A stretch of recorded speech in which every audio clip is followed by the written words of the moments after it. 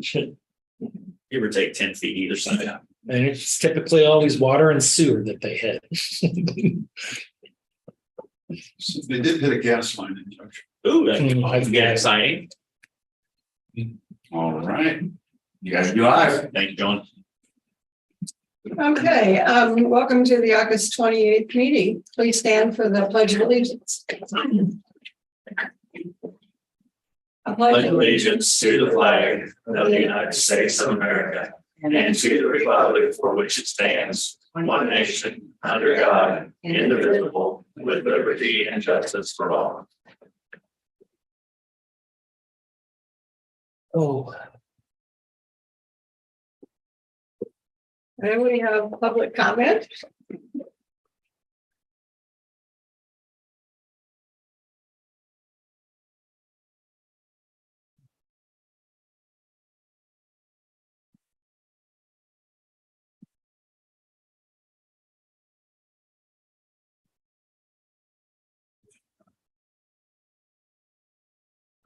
Good morning, commissioners. If you bear with me for just a second, I'm going to try to do this in my time allotted in the 4-H style of presentations.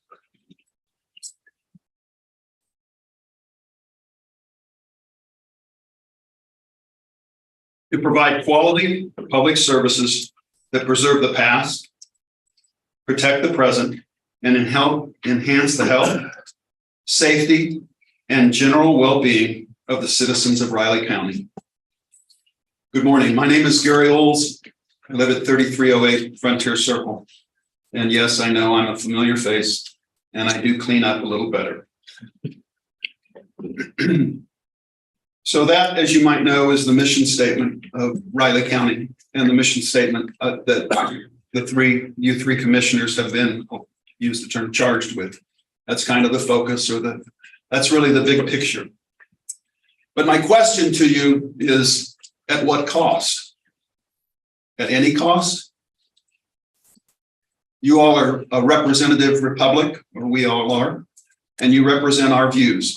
And I'm fairly certain, although I've not held elected official as an elected official, unsuccessful in a county commissioner campaign many years ago. I know that you get phone calls and you get emails and you get your ear bent, oftentimes in conversations, face-to-face conversations. That's the norm. And there are times that are far fewer than at least I would like, that people step up to the microphone and say publicly what they believe needs to be said publicly. And that's part of why I'm here today. As I have before on other topics, I've planted seeds, and as we know, not all seeds grow, but I want to plant a couple more seeds for you to think about. How many town halls took place? I'll call them town halls, that may not be the right term. How many town halls took place for the citizens that you represent to provide input on the budget? Now, I must confess, I did not come to any of your budget calendar meetings. And that's because I'm one person dealing with several taxing entities. I did try to go to the Junction City budget calendar hearing, but was told by the city manager that public comments not taken.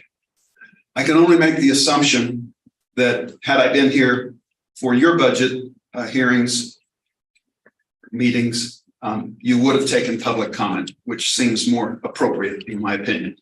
But I wanted to go back to at what cost.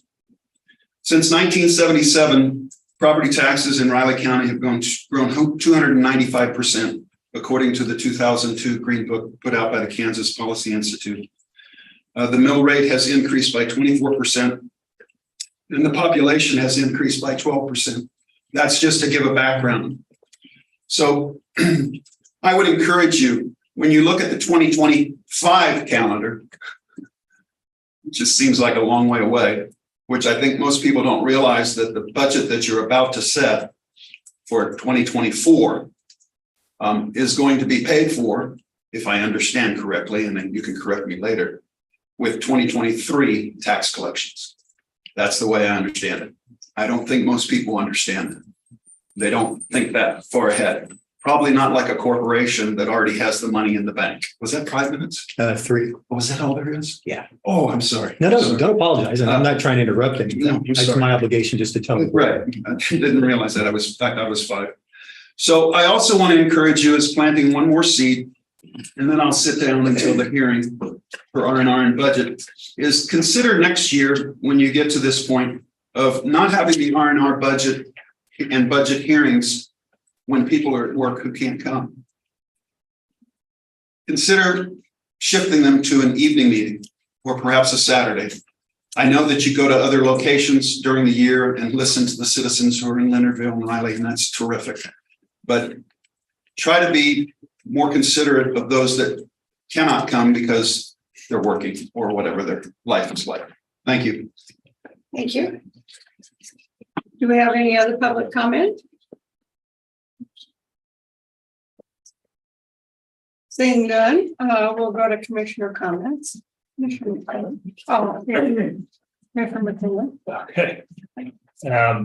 Friday, I had a long call from someone that's on the Fairground Task Force, did a lot of questions about what their final objectives are and how they're going through the program, which I told them we also had a lot of questions, and that's why we formed the task force, because there isn't a quick and easy solution. That kind of went through a lot of different options that they've been talking about. I think it was a good conversation, but they just seemed, and there's a lot of things going on. And I'm like, that's right. Yeah, true.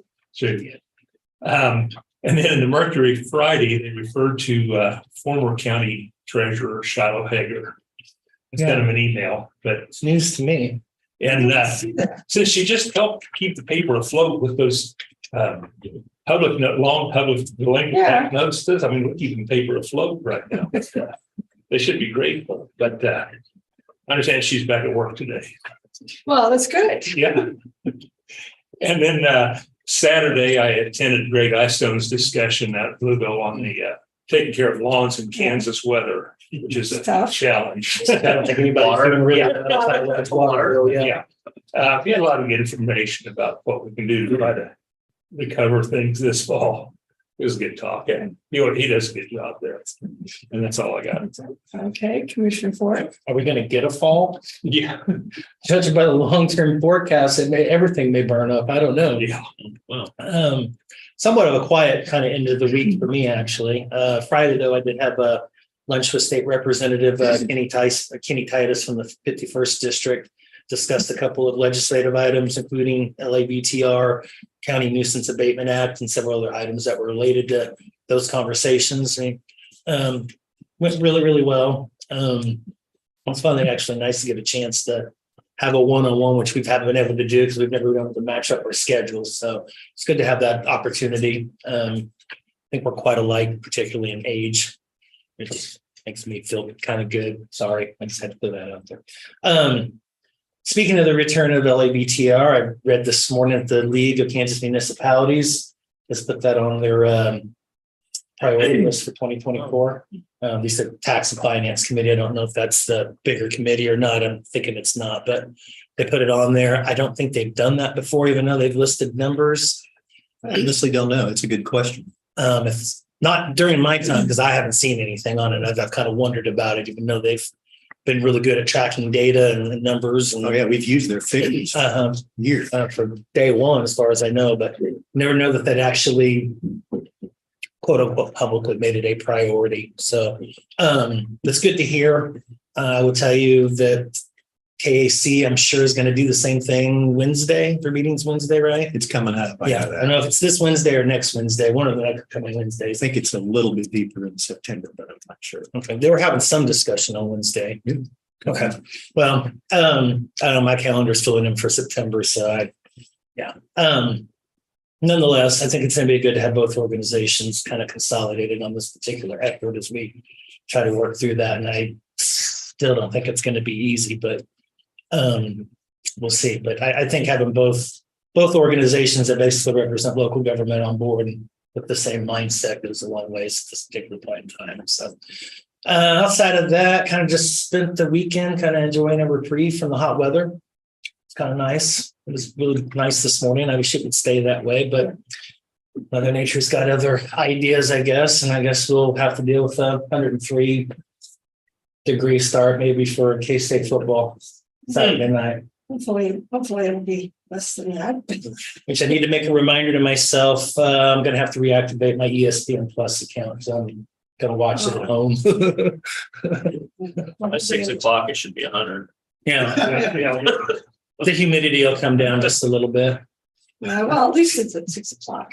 But you know that true, the game is, but you know, if you're a tailgater, Well, you don't really want to be out on the pavement at 1, 2, 3 o'clock in the afternoon. First game, they usually have a steak fry, and I feel bad for those guys trying to, throw steaks around in this weather too. It's just well, you can do that.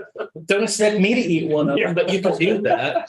well, I'm going to the game, but I'm gonna go about, 30 minutes ahead of time. So Well, there'll be concessions, I'm sure. They'll have water and they'll have everything set up well for it, but unfortunately, I'm on the. it also west sounds side like the second game's gonna be like that, so it's gonna be one of these falls. It's in the morning. Is it 11? Oh, okay, well, that'll be the one I said that. That's what's concerning me about the new indoor practice field. Not practicing in 100-degree weather, but you're still gonna have to play in that. I was told they spent part of early last week outside, I hope. so we'll see. I'm more worried about a couple of the starters being injured already, so we'll see how that goes. Anyway, yeah, for me, that's all. That's it. Okay. Well, it's kind of somewhat quiet for me this week last week. Friday morning, I went to a meeting at the Public Works Conference Room with Craig Cox, Brian Foster, and the potential Keats property owner. After that, I was worn out, so I spent some time at home and then had some lunch, went to work, came to work here in the office, went over today's meeting agenda and paperwork, spent some time discussing and kind of, working out things going forward with Keats, with Craig Cox. We do have an executive session this morning concerning it. Then the weekend I spent catching up on bills, answering emails, phone calls, yard work. I did watch the Chiefs play. That was a good game. It's kind of interesting to see two backup quarterbacks going for that position. Then enjoyed cooler weather Saturday night, Sunday. Looking forward to a short break from October this week. So that's it. Ready for business commissioners? First item we have, need a motion to sign the National Senior Center Month proclamation. Go ahead and make a motion then to sign the National Senior Center Month proclamation. Second. So moved and seconded to sign the National Senior. What is it? It's Senior not on Center. here. National Senior Senior Center Month proclamation. All in favor? Aye. All three signs. Sorry. To look at it. Commissioners, I once again missed the opportunity before we went to business to make a motion to ask you to add an executive session to my administrative time, 10:10. Your past public comment too late. Fine with me. I can't do anything about it if two of you don't want to have one. Oh, I've been signed, so. Oh, I make a motion then to add you said to your time? Yes, Okay. just use Uh, my event. Add an executive session with the Women's administrative work time. I'll second. So moved and seconded to add an executive session to place on this time. All in favor? Aye. Thank you. Sorry about that, Rich. No problem.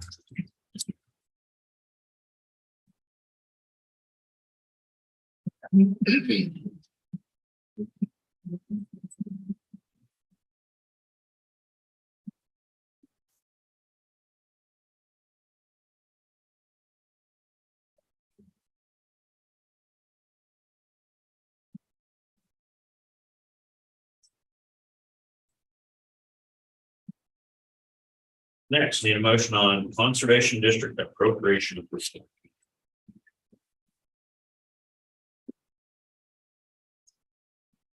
This one kind of late, it seems like. Well, no, we usually go through this at some point after the appropriation's been approved on several of the outside For sure. agencies. Yeah. Until it's approved. Okay. So it reflects whatever's in there is what you already Yeah, correct. approved. Yeah, but the timing's about right.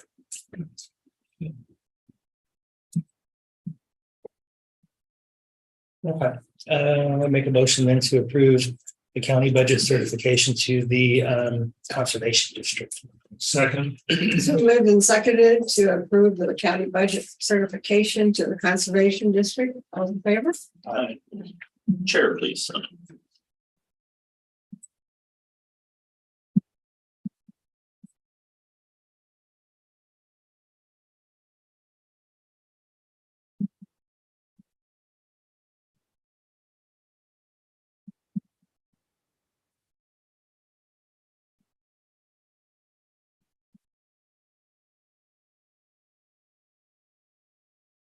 Next, we need a motion on Big Lakes appropriation approval. And this is one that we went through. Same on this. They actually have an agreement that we sign each year. It's for, A couple of the outside agencies. do. transportation services. I think that's part of it. Yeah, that's most of ours. Yeah. Okay, go ahead, make a motion then to also approve the agreement for services with Big Lakes Developments. Second. It's been moved and seconded that we approve the agreement for services with the Big Lakes Development Center. All in favor? Aye. Aye. All three sign, please.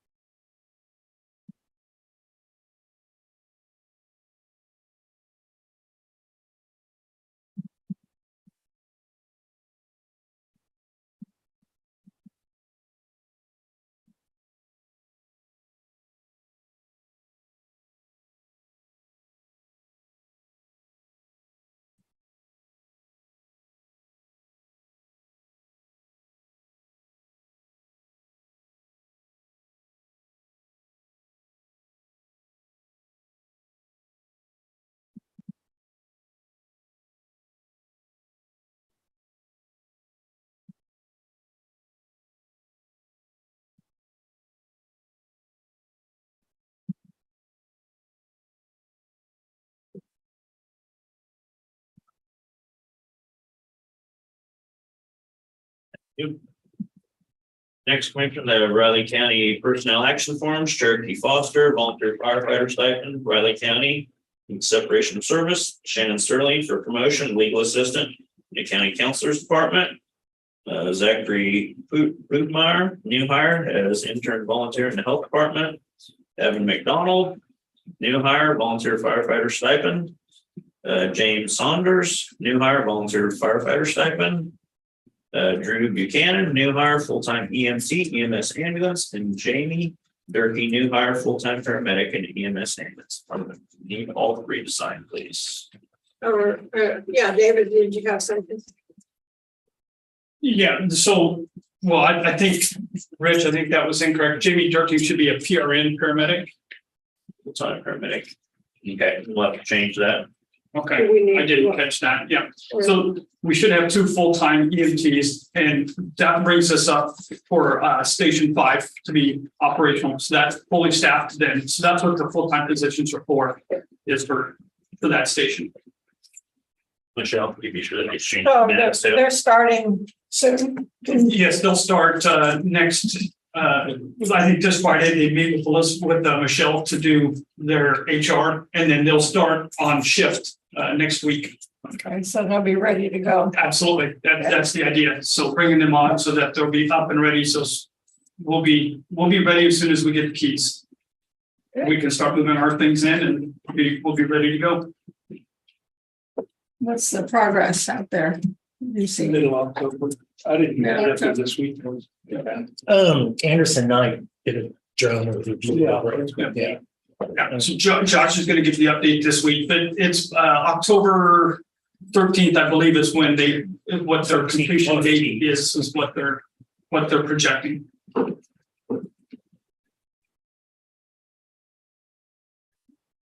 that's exciting news. It is, absolutely. Thank you, David. You're welcome. Any other questions? No, okay, thank you.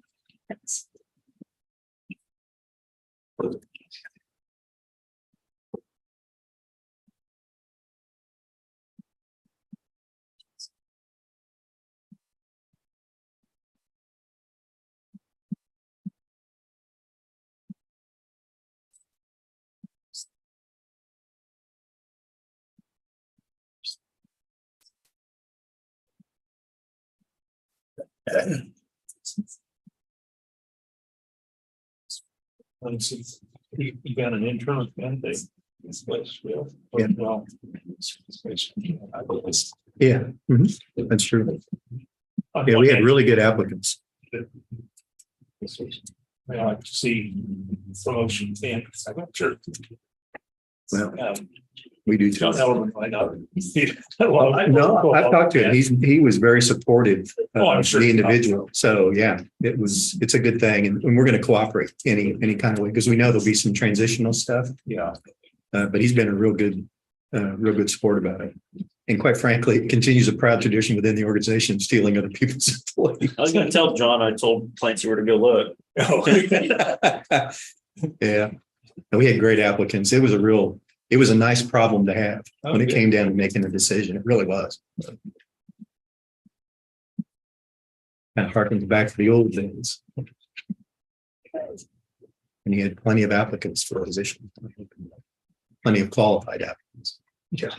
Yeah, number of applicants many times is not the problem. Exactly. No, if you spend half the time saying no interview. And sometimes you don't, even people you might otherwise interview, you don't even get to. Because of the quality of the applicants you do.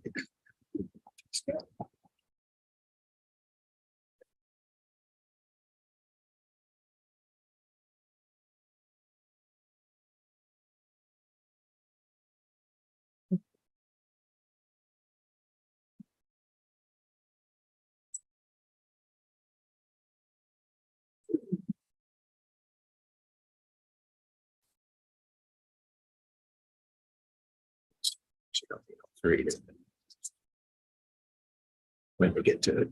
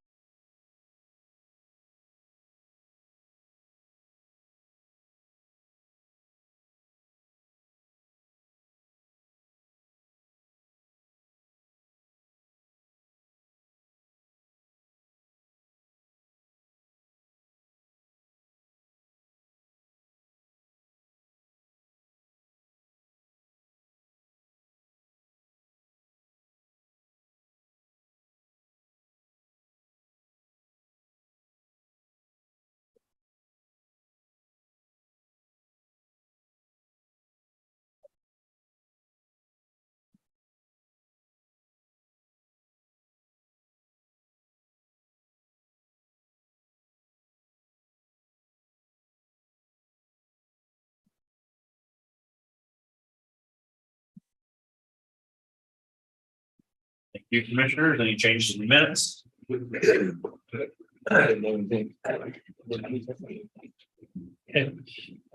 make a motion to approve the minutes as written from the August 24th meeting of the Riley County Commission. I'll second. It's been moved and seconded to approve the minutes of the August 24th meeting of the Bryan County Commissioners. All in favor? Aye. Any items for the press conference, commissioners, for next week? Tentative agendas look okay. I remember we are. I couldn't get the 31st to pull up on mine. Yeah, I didn't either. Okay. We have a pinch hitter, so I think the thought, I didn't look. because we had skipped 2 meeting dates with the 31st. That's the one in. Randolph at six P M. Yeah. We have Clancy at 6:30, Brian Pete at 6:50. Russell at 7:05, Bruce Zimmerman at 7:20, and John Ellerman at 7:30 is what we have so far. Now, which one is the? Bruce. Okay. And that's where That's- location? The Legion. Okay. City Hall. City Hall. It's City Hall, Legion, everything else built out of one metal building where everything. On the 7th, there is a mental health task force event going on. A summit. From 9 to 1. I think it's at Potter's Hall, I think. Need to attend to be able to attend some of that. Obviously at 9 a.m. that's not going to work, but we can keep that particular agenda on that day short, and I would appreciate it. Well, currently we're going through 10:30 with Ron Spear. Do you need to know how much you would like to cut it back to where you have one commissioner absent that day?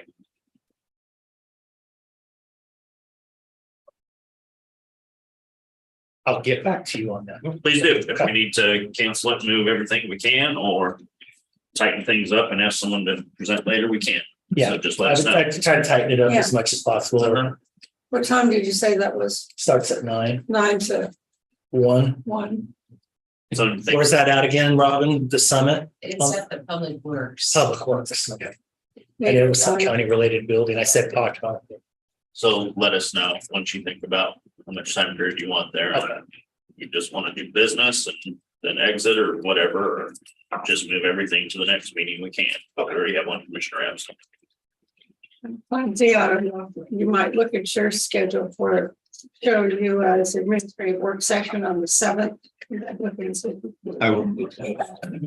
We've got Ron Fair too, so we might be able to. Yep. Okay. Next commissioners, you have Robin Bull at 9 o'clock. No, Yeah. Not quite. Yeah, okay. You can tell when I leave. I hate to break tradition.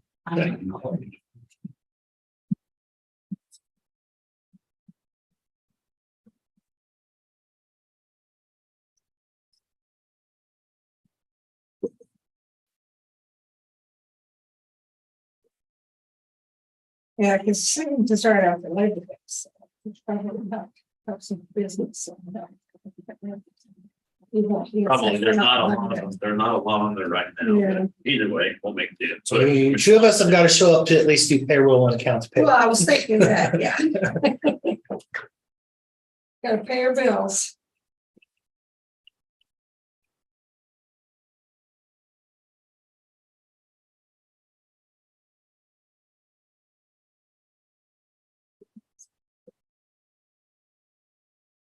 every month seems to be September is quickly. it's crazy too. It's-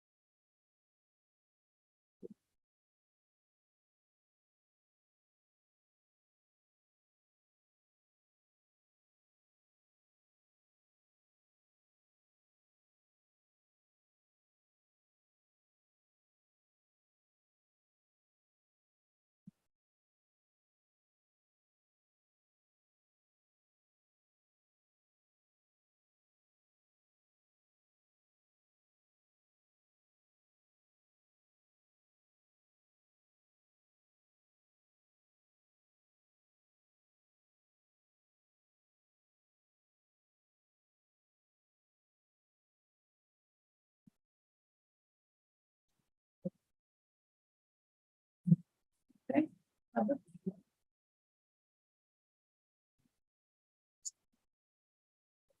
morning, everyone. Good morning. Good to see you. And want to, of course, introduce Sam Wilson, who is one of the members of our governing board and represents adults with severe and persistent mental illnesses. So thanks for being here today, Stan. I've been doing just sort of monthly reminders about Medicaid re-enrollment during the course of the U.S. public health emergency.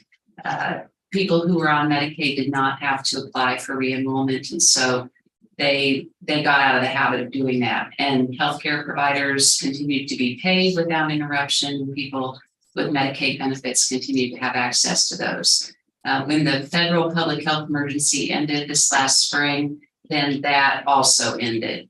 And so it's just important. It's an important reminder to both healthcare providers and to individuals who have their healthcare coverage through Medicaid that they need to re-enroll. And that means contacting their managed care organizations to do that paperwork. When people move, the state, unless they register their new address, the state's not going to have it. And so it's important for people to take that initiative and get that done. Pawnee Mental Health became provisionally certified as a community behavioral health clinic on July 1st. CCBHC is an outpatient integrated care model that incorporates care, coordination, and utilizes a cost-based payment methodology for Medicaid reimbursement. CCBHCs, like community mental health centers, are required to serve all people regardless of their ability to pay, regardless of their place of residence, regardless of their age. And so for our organization, while there will be some new services and new strategies that we implement, in other regards, things are very much like they've always been, particularly as it relates to serving people regardless of their personal circumstances. We have been engaged in a lot of behind the scenes work. We expect that as a result of making this transition to CCBHC, we're going to need more staff. And so we're engaging in the process of hiring additional staff to meet some of the program requirements of CCBHC. Part of that includes also needing to expand our physical locations. We don't have enough space, especially here in Riley County, to house all of our staff and to meet all of the community's needs. And so just this summer, we've acquired through a lease arrangement 2 additional spaces. We're in 2 buildings on Hayes Drive. We are in 2 locations on Houston Street, and we just recently signed a lease in the Old Village Plaza Shopping Center on West Anderson. And then, of course, we're in the space on Claflin. The space on West Anderson will house our youth community services programs. They're currently in one of the spaces on Hayes Drive. So we'll move them out of there to West Anderson. That'll give a little more space to our adult community services programs. It'll also open up some room for our crisis services programs. We're not expanding the beds in the CSU, but we are needing to add just some additional space for group therapies and that kind of thing. So even with that done, we're expecting that probably by the end of the year, we may need to add additional leased space if things go according to plan. We would love to be together in one location. That's been something that I've wanted to do and have been talking about for years. Riley County is a difficult place to make that happen. There, unless you know something, and I don't think that you do, unless you know land that's available, there's just not much land that's available for building a new space, especially that is within a reasonable distance for our clients to be able to travel to access those services. We've looked at a couple of older buildings in the community that are for sale. But the amount of remodeling and just the maintenance and upkeep of some of these buildings that are 50 and more years old just really seems prohibitive in many ways. So I'm not sure what we're going to do. I just know that as the demand for services increase, then that means that our need for space for staff and delivering services increases, and it's becoming even more of a challenge than it has been in the past. On another note, I'm very pleased to announce that the U.S. Substance Abuse Mental Health Services Administration has awarded Pawnee a grant that is worth about $600,000 for enhancing mental health education across our 10-county service area. This grant is a 3-year grant, and so that funding will be spread out over the next 3 years, beginning September 30th.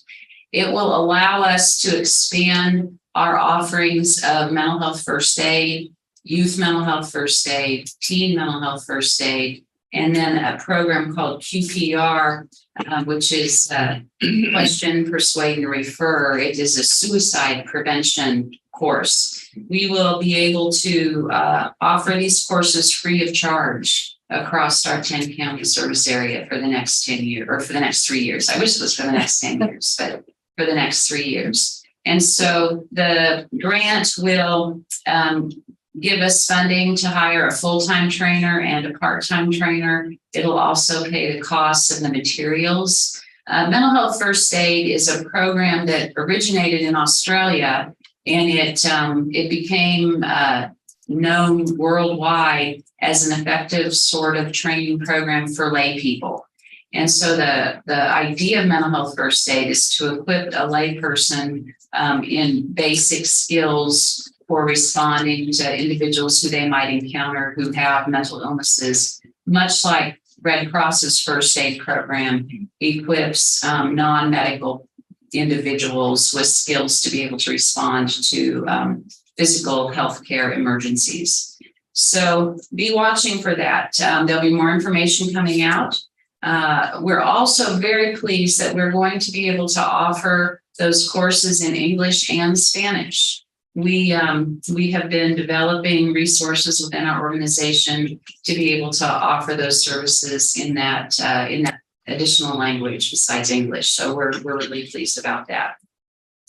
As I came in this morning, I caught just the tail end of your conversation about your September 7th meeting, but I guess I came in just in time to catch that the conflict was with the Mental Health Summit.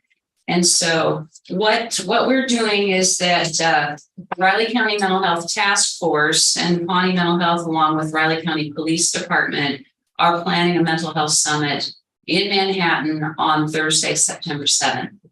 And the purpose of this summit is to pull together the different stakeholders from our community, law enforcement, the courts, our county commission, city commission, the hospitals, the jails, Pawnee Mental Health, to talk about the pain points, because there are still pain points. You know, we've accomplished a lot over the last decade or more in terms of developing programs and systems that are more responsive to the unmet mental health needs of our community. But there are still issues, there are still challenges, there are still struggles.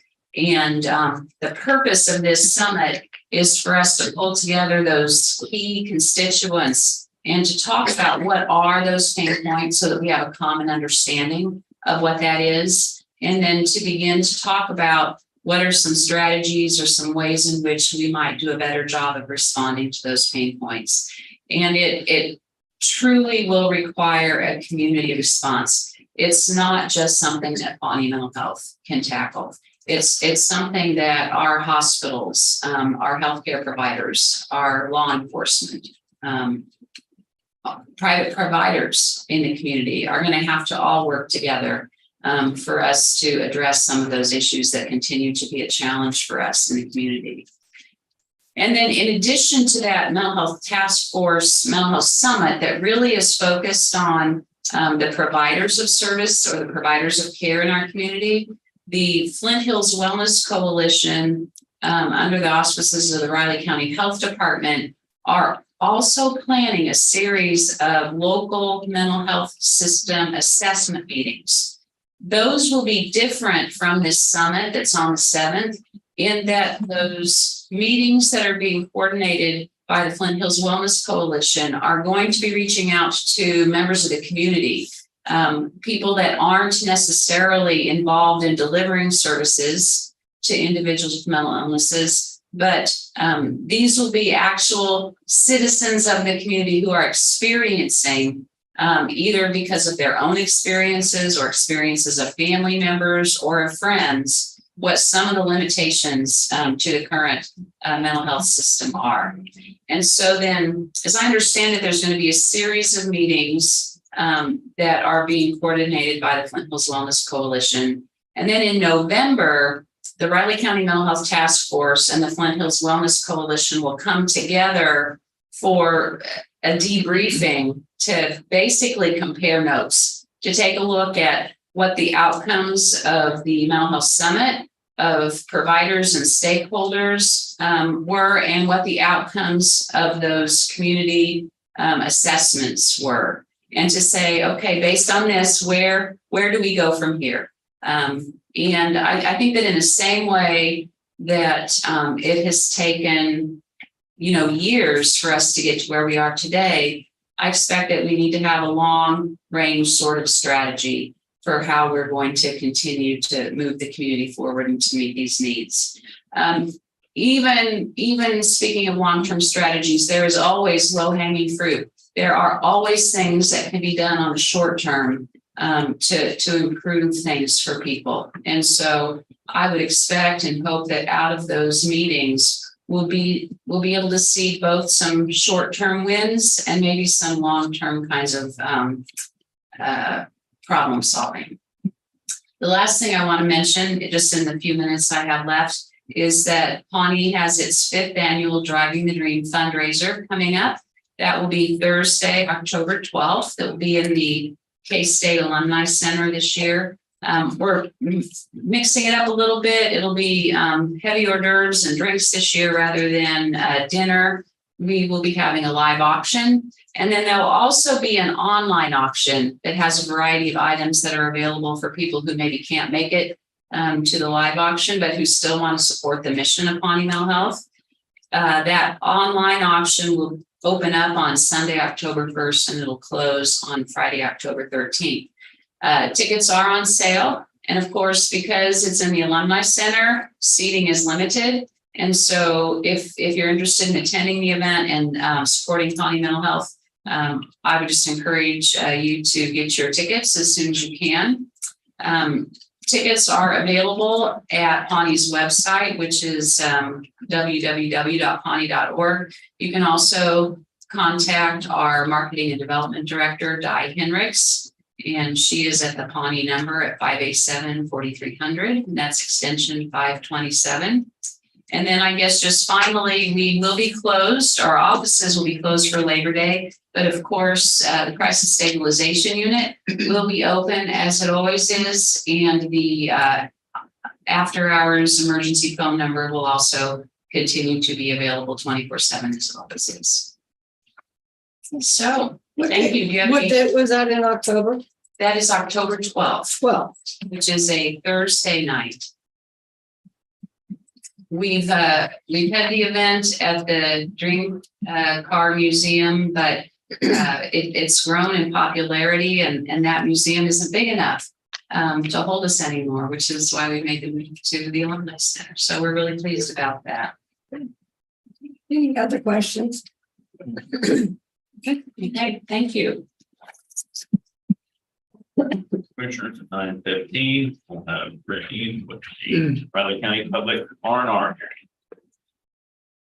hearing.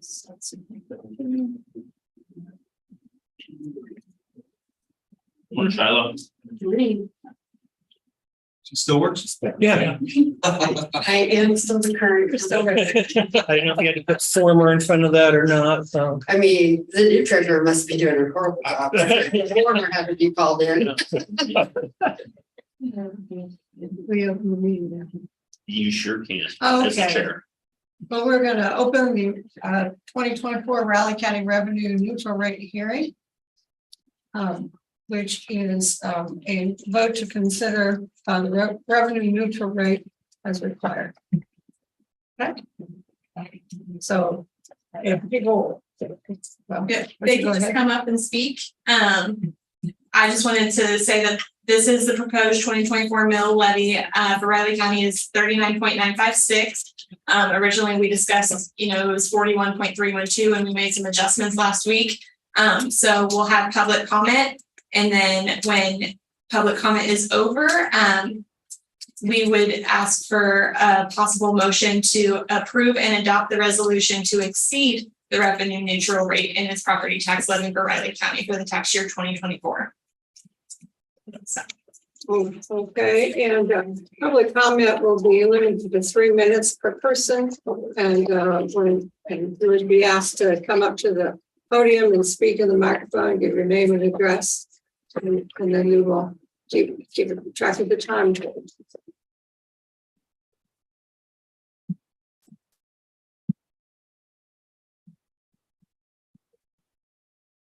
My name is Barta Stevenson. We live at 32 Willowwood Circle in Manhattan. We've been Manhattan residents for over 40 years.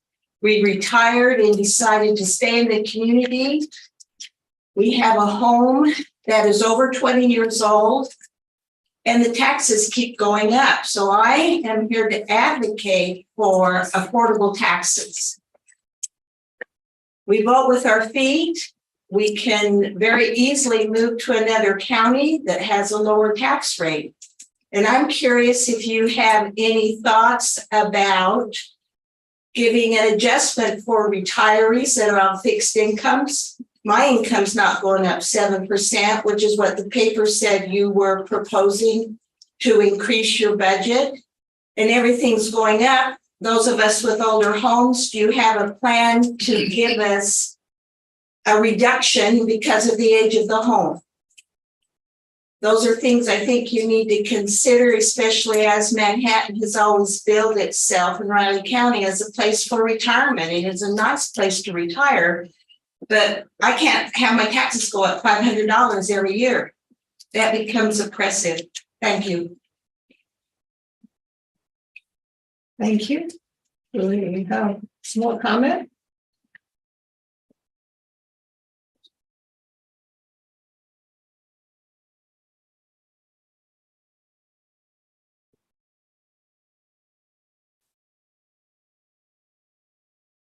Morning, Commissioners. My name is Gary Olds. I live at 3308 Frontier Circle. I need some clarity to start with. We're in an R&R hearing. So as I understand it, what we're talking about is not the dollars. What we're talking about is the mill rate. The budget hearing will take place shortly, subsequently to this, in which we talk about dollars. Is that correct?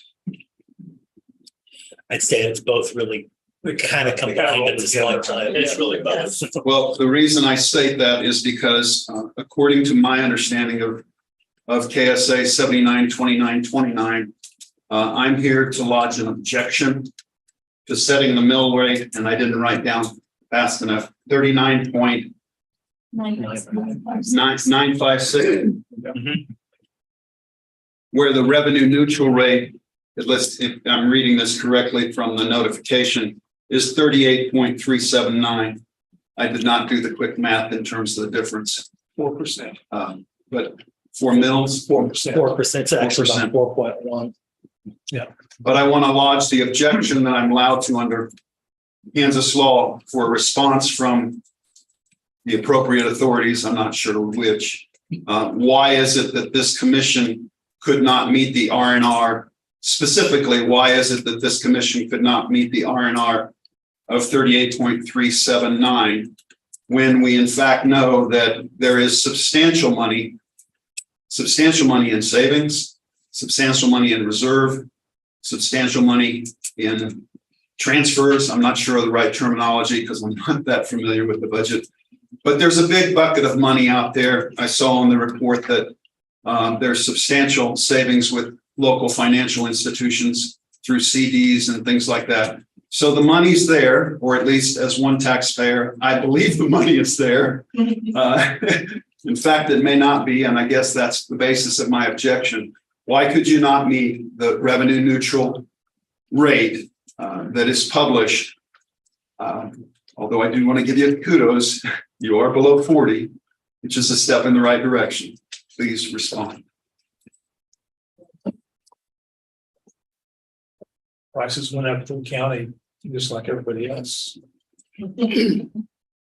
I understand that. However, keep in mind that what you're obligating the taxpayers to will be collected in 2024. Because what's being collected this December is what was funded in the previous year. We're always a year behind because you're collecting the money in December, but you're setting the budget a year prior to that, if I understand correctly. You're going to get money from LAVTR, perhaps. Maybe. You still have money in saving. I think you're very hopeful of that. I think most people are. Because at least it's being talked about, because unlike it's been for the last 20 years. But my point being, there seems to be that 4% in savings, whatever calculates that out to be $1 million or $2 million or whatever it is, that could be taken from an appropriate savings or transfer fund and moved over to the to reduce the R&R to the correct or the mill levy. So it's not just prices have increased. I can tell you this, Gary, it's really sometimes about balance. Everybody in our community expects certain types of services. We've seen the data, we've seen the polls, we've seen all of it. We want good roads, we want good schools, we want good law enforcement, we want good fire and emergency services. And just to expand on Commissioner McKinley's comments there, those gone up drastically, just the service part of it. The second part of it is personnel, and that's the largest part of basically what we do here. Do we need to look at that with a little bit more depth and a little bit more focus moving forward? I'd say, yeah, I think everybody needs to do that and adjust accordingly. But we don't live in great times. We don't live in real expected times right now. There's a lot of uncertainty still. I want to make sure that we run and operate well, but I want to try to keep taxes low too. And I will say, it was a little bit irony that we've got a group of seniors here today, but that's what I've been hearing all year, that seniors are really, really struggling. And I get the fixed income and some of those other bases, but it isn't just that demographic either. It's some of our single populations here in town, and they vary in age too. And that's something that's hasn't been on the radar. It probably has been on the radar, but not in as much depth and as ally as we are currently. And that's tough. And Commissioner Ford, I appreciate that perspective, and I don't want to disagree with anything what you're saying, and that's very well true, but correct me if I'm wrong. It's my understanding, not from an accounting standpoint, but just from a common sense standpoint, that every ad valorem tax dollar that is collected, and I'm going to use the example that's on this printed document, the expected revenue for tax, ad valorem tax, is 32.7 million, just around. Now I realize that 20% of that has to go to RCPD. It's a carry through, which is about 5.2 million. Okay, so I don't want to address that. Nobody can deal with that at this point. And then of course you also have the county building fund. I understand that. So I want to specifically look at the general fund. As I understand it, 27.230 million will be collected in 2024. The end of 2024. Of course, you don't pay it all at once, so I understand the chronology of this. But that 27 million, if you break it down, it's all personnel, or darn near all personnel costs. I do want to mention two things on there, though. Some of that's benefit and compensation, not just salary. Right. No, and the price of health insurance and everything else is skyrocketing too. I agree. I agree with what you're saying, but the reality is, I don't think most taxpayers understand that their ad valorem tax is not paying for road improvement. It's not paying for a fire district or fire service or whatever it's called. Yeah, actually, it kind of is It's not- paying for the people that are actually providing the service. It is in that sense, okay, but what I mean is nearly all the costs, if I'm not mistaken, go to personnel costs. There's some percentage that's available for other things. I realize that. So I think you hit the nail on the head and you're focused and pointing in the right direction with regards to personnel costs. But what can you do about that? I'm really not here to speak for myself. I'm here to speak for behalf of the people who are in a pickle, because I'm blessed right now, and the $4,000 bill that I'm gonna have, I'm gonna be able to pay, okay? That's not an issue. But I have in-laws that have moved here, and they're on a fixed income. These folks are on a fixed income. And we're not looking for more exemptions, to be honest with you, because 45% of all parcels in Riley County are already tax exempt. So 55% of us parcel owners pay 100% of the taxes. Yep. And I know you're in a rock and a hard place. But I would encourage you to find more ways to get to the revenue neutral. Through other sources. You don't even know how good the economy is going to be in terms of sales tax collections. You can only forecast. And what happens to the excess? I still don't understand this. 4.16 million carried over from 21 to 22. 4.29 million carried over. 5.29 million is supposed to carry over. I don't even understand how all that works, but I think it's important for the people to understand that the money's out there. You're trying to collect money for unknown future expenses, some which are fixed and some which are variable. And Some are also statutorily, Yes, some are and also unpaid statutory. mandates that come That's from right, other that's right. places as well. So as far as the R&R, I know I've exceeded my 3 minutes. I appreciate that. But my objection is, why can't you be at the R&R? Thank you. Well, the R&R is pretty arbitrary. No, it's not. It is what it is. What it is. As evaluations and assessments go up, that balances out. And yes, if we just drop the mill levy, which we did here, it still doesn't take care of that tax. But I do have services that I'm required to take care of, and I think also morally responsible to be responsible for at points in time too. And it's a balance. I would like to see us in the future try to get closer to those numbers, and I hope, economically speaking, and through some other means, that we can accomplish that. We'll also tell you that R&R rate actually dropped, even though assessments and values went up. It dropped from where it was last year, quite considerably too. And so trying to match with that and trying to move it down consistently doesn't put us in a great spot moving forward in some aspects too. I get it. As I said, it's about balance.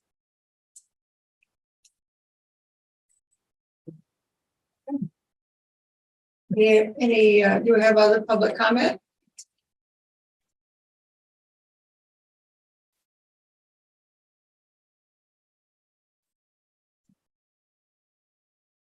Last chance.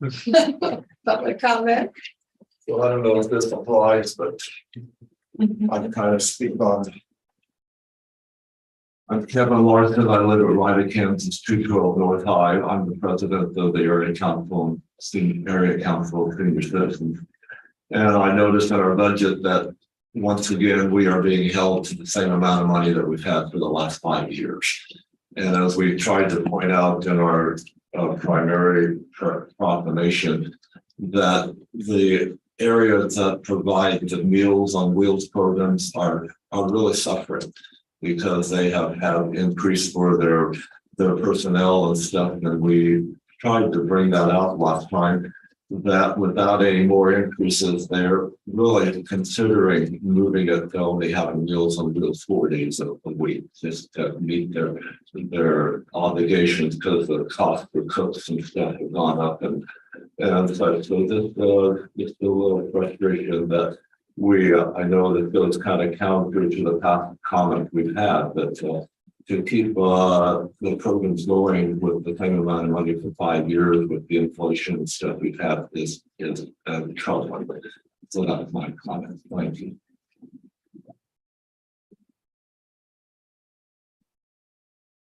But once again, I would say that's about balance. How do we keep housing and how do we keep rent and just the price of housing affordable if we increase it in every other area too? We're very cognizant of that, and we're trying to do our due diligence.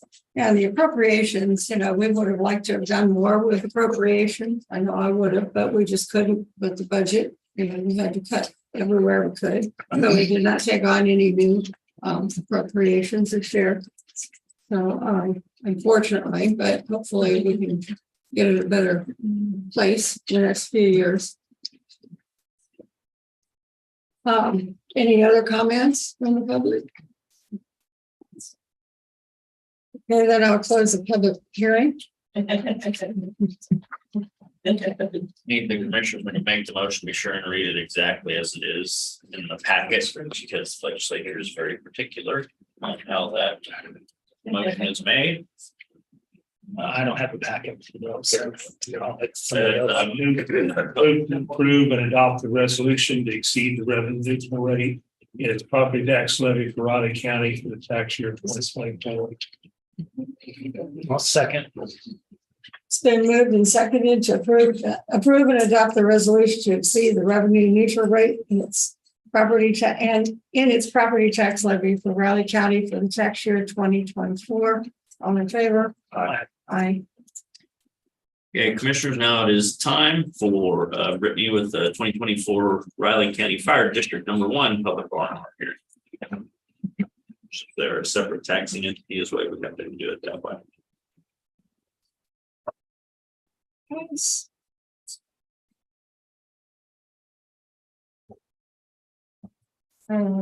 We will open the public hearing for the Raleigh County Fire District #1 revenue neutral rate hearing. Brittany, were you gonna, is that something? Yeah, sorry. Okay, so our Riley County Fire District #1 proposed 2024 mill levy is 7.737. This is an increase of 0.104 mils from the 2023 adopted budget. Again, we ask you that after public comment, if you, as a consensus, approve to exceed the R&R, you read the motion that is in your packets. But I don't have anything else, commissioners. Russell, do you have any comments? Any public comment?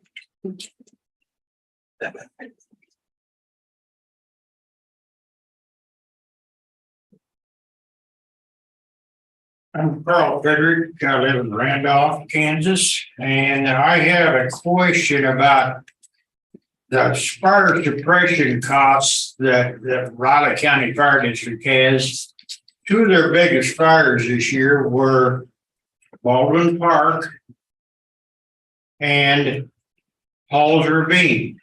And both of those were on public property, which you receive absolutely no tax off of it. My question is, why does the taxpayers of Riley County have to pay for fire suppression on public land? And both of those public entities, which is the Corps of Engineers and Kansas Wildlife and Parks, could care less. I was at both fires just as a citizen to do. And at 4:30 in the afternoon, you better be out of the middle of the road, because Wildlife and Parks was headed home because they got to get home by 5 o'clock. But the fire district stayed there all night on a couple of cases and was there for more than one day. And Corps of Engineers could have cared less. Kansas Parks and Rec or Wildlife and Parks, whatever you want to call it, could care less. My question is, if they don't care anything, why does not the fire district just pick up their goodies and go home at 5 o'clock like everybody else did?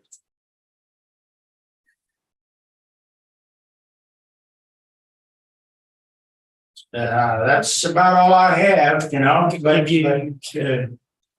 yeah, go ahead. I was gonna give you the short answer on that. It's just what we were talking about earlier, 55% subsidizing the other 45.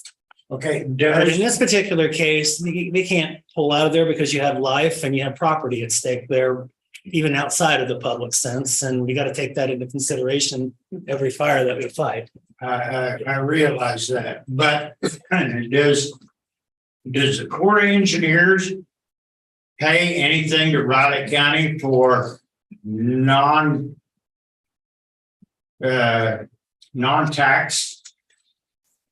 We get a small payment of in lieu tax. Yeah. In lieu of tax. Annually, but it's very minimal. It's not the full. Does that go to the fire district or does that go to the general budget? General, So in other words, the fire department doesn't ever get it. correct. Exactly what you're speaking about is exactly what exacerbates Gary's frustration and problem with taxes. We do an amazing job, in my opinion, for the amount of property we cannot collect tax on from the fire district and the county. But it does impact what Gary's not happy with and the residents we're talking about their taxes. There are roads and everything to those places, and they have to be maintained, and they're statutorily obligated to respond to those fires. They don't have the option not to. Yeah. Maybe not. I can tell you for a fact that the Corps of Engineers personnel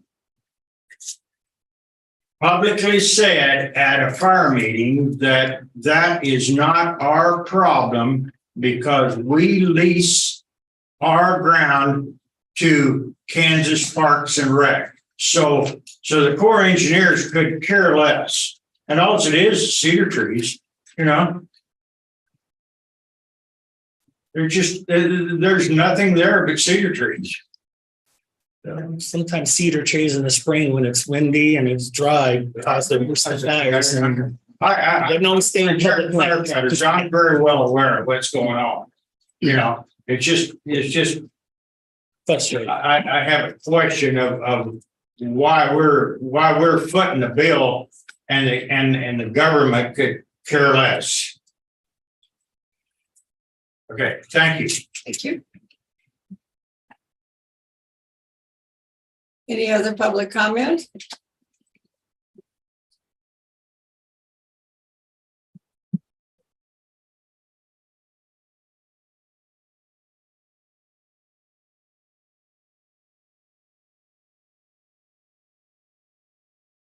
Russell Stuckey, Chief Fire District #1. I think, and Rich can correct me if I'm wrong, as far as the payment in lieu of taxes, the county, yes, that all goes to the general fund, but the county doesn't charge the fire district for office space or electric bill or human resource services or a payroll fee. And so the fire district does get some, there is a give and take there. So it's not like the fire district doesn't get at least some services in exchange for the payment in lieu of taxes, but like Rich said, it's minimal. Yeah, the payment in lieu of taxes gets very minimal. 40-something thousand, isn't it? 42. Remember what it is, Shiloh? It's about 40,000. Okay. 30,000. They don't cover much. No, $1 million budget. yeah. Well, maybe hers. Are there any other public comment? Seeing none, we'll close the public hearing. I was just gonna say one thing on this particular budget. I know it's a very slight increase. But we did have to hold you guys flat last year due to some challenges with publishing or something of that budget last year. So we ended up having to keep it flat. We kind of consider this as kind of a cut in half type of increase at this point in time. Just wanted to throw that out there. Okay. Okay, so if you guys are ready to approve or not approve. Well, hold on, we have to have Yeah. close the I hearing. did. She did. Oh, you can. Mhm. Then we would just ask you to make the motion. I can't pull it up, so. Oh, so, no. I mean, hang on, I'm going on to something else. Yeah.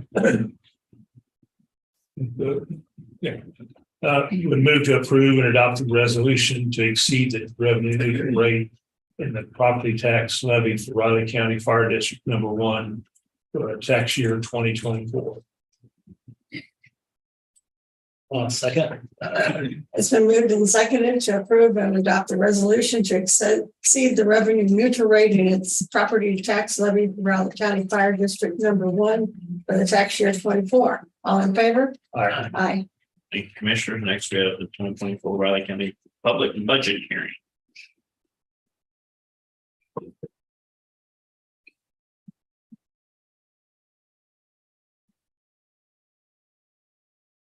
Okay, I guess we have to reopen open the public comment section.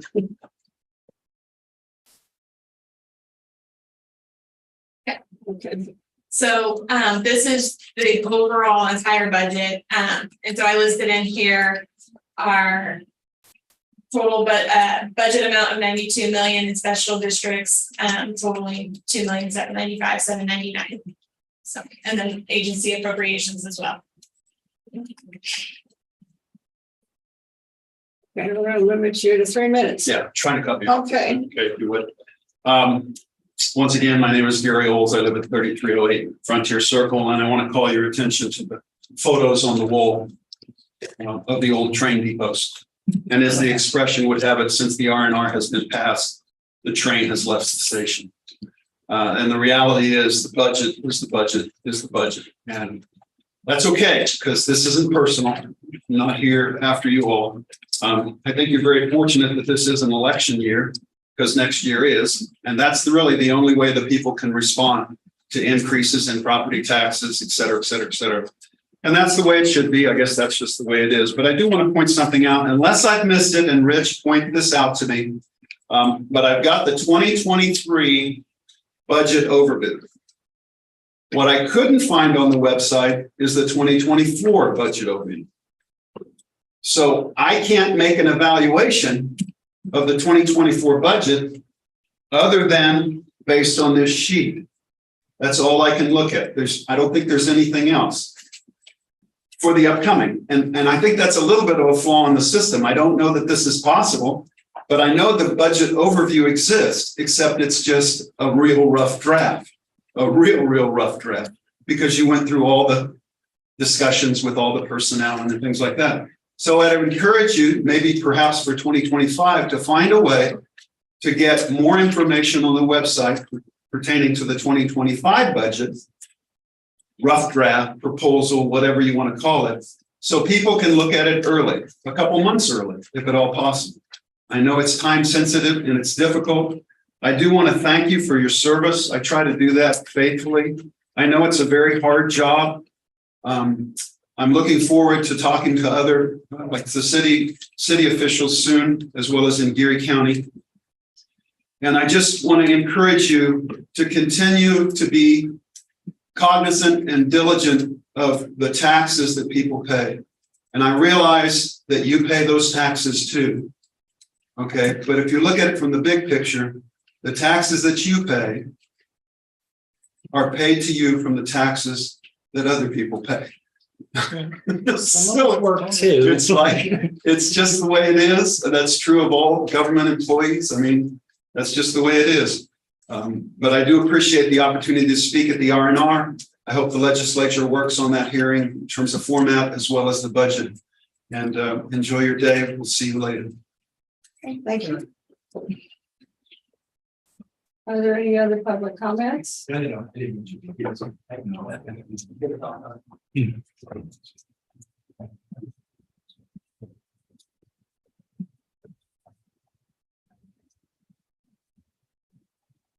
Also speaking, Riley County and Fire. I was just wanted to highlight the article that was in the paper. It was extremely inaccurate as far as depicting the taxes that are paid to support the fire district in particular. There are no taxes collected in the city of Manhattan to support fire district number 1. those are all collected outside of the city of Manhattan. And that newspaper article and Vivian put together a nice response and posted it on our website to explain that clearer if anybody wants more detail, but I just want to highlight that article was very inaccurate. It'd be nice to get a correction on that too. Oh, it will be. This big. Yeah. To- I'll start. If you're lucky. Haven't been Yeah. corrections. The last No. 5, I think. Well, they need to print that.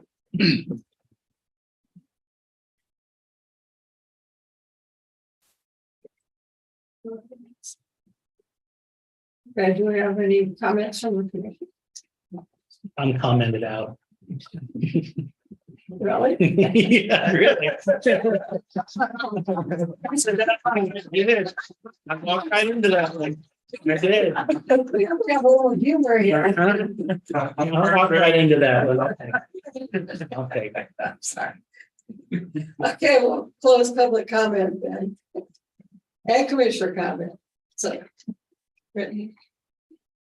Okay, so we are asking that you move to approve and sign the 2024 Riley County Budget Certificate as published in the amount of $92,278,743 and the Special Districts Fund Certificate totaling $2,795,799. And then after that, we would also ask you to make a motion to approve the 2024 Riley County Agency Appropriations as listed on your screen here. Okay, this I do got. Yeah, first motion I'll go ahead and make is to approve and sign the 2024 Riley County Budget Certificate as published in the amount of $92,278,743 and the Special District Fund Certificate totaling $2,795,799. I'll second. It's been moved and seconded to approve and sign the 2024 Raleigh County Budget Certificate as published in the amount of $92,278,743 and the Special District Fund Certificate totaling $2,795,799. All in favor? Aye. Thank you, commissioners. I guess the last one will be, go ahead and make a motion to approve the 2024 Riley County Agency Appropriations as listed below on the agenda. I'm not going through each one here. Second. It's been moved and seconded to approve the 2024 Raleigh County Agency Appropriations as listed below on the agenda. All in favor? Aye. Aye. Thank you, commissioners. I'm president.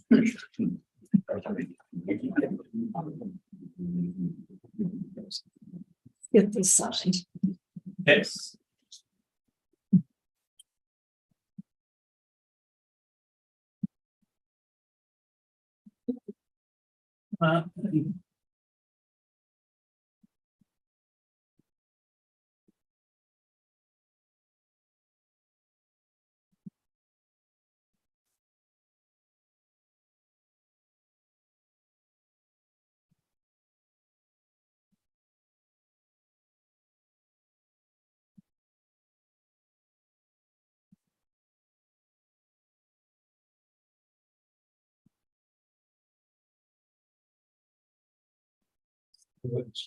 Seniors.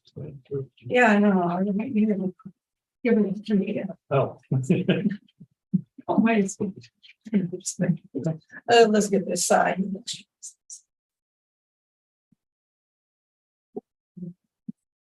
We'll have that as soon as Rich gets back. You might want to do the other one while we're waiting. Oh, very good.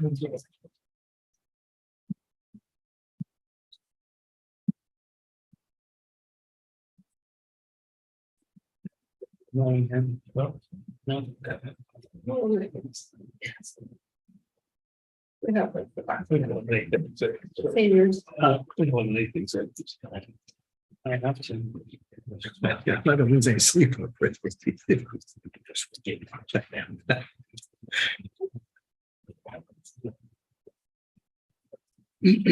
So far, that's always been an empty threat from the board, but it could change. Yeah, if you're gonna make it to intergovernmental debate. Kevin, you want to come up?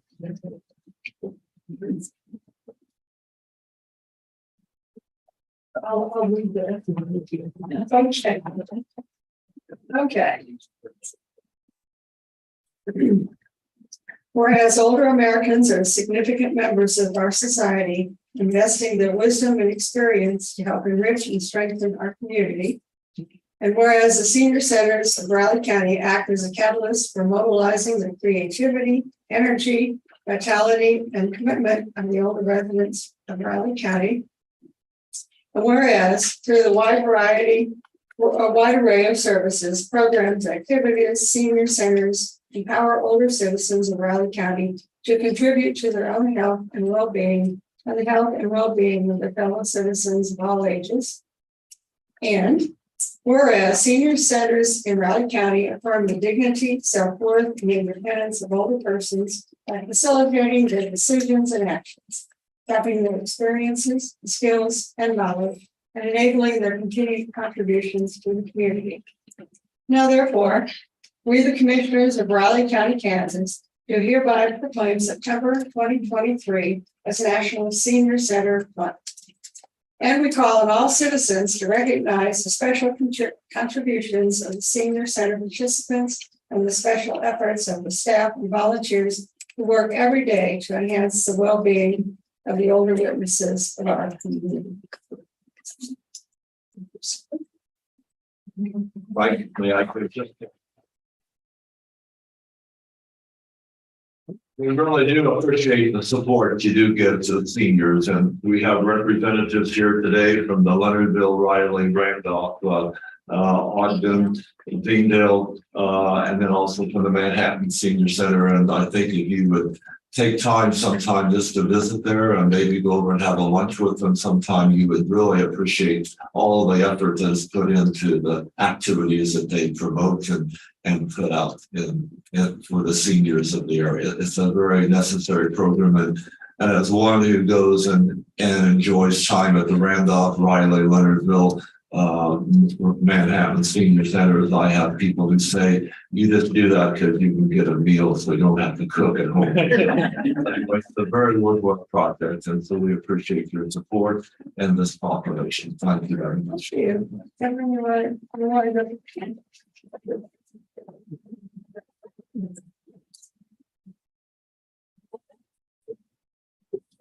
All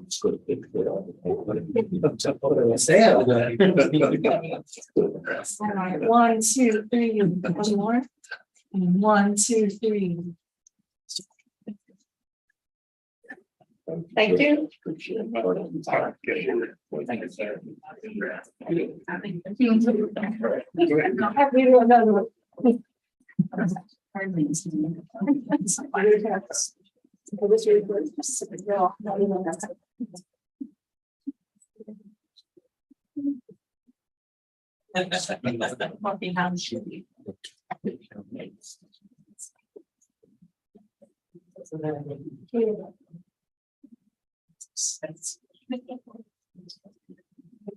Okay, we have another presentation.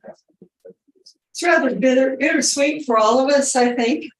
And we would like to recognize Jill Seaton. Come forward.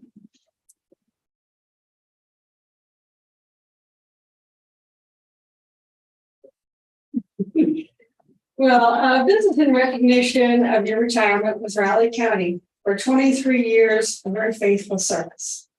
Thank you. Thank you very much.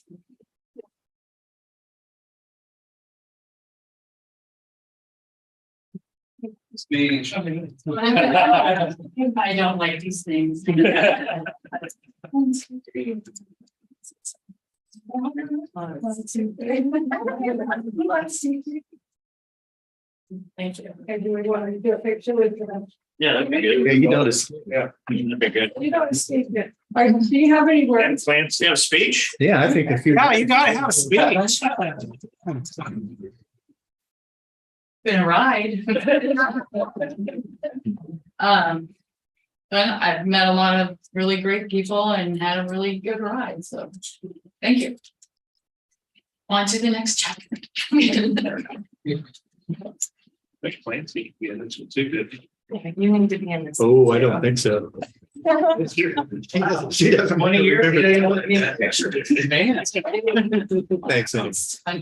They want me on. I see. Thank you very much. Congratulations. Thank you. Thank you. Thank you. Congratulations, Joe. Thank you. It's well deserved. Yeah, you still change your mind. I can't. Already. Okay, it was just a joke. I know.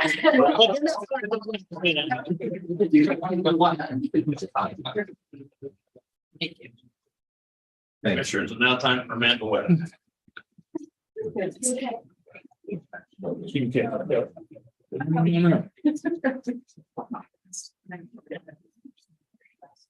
I will take that about. Yeah. All right, good morning, Commissioners, Amanda Webb, Planning Director. And I am here with our monthly report, and let's see that twice, monthly report for the comprehensive plan update. So as usual, on the front page here, it's not some of our normal background that I like to include in the staff reports I give each month, just to kind of give a good summary of what we're doing.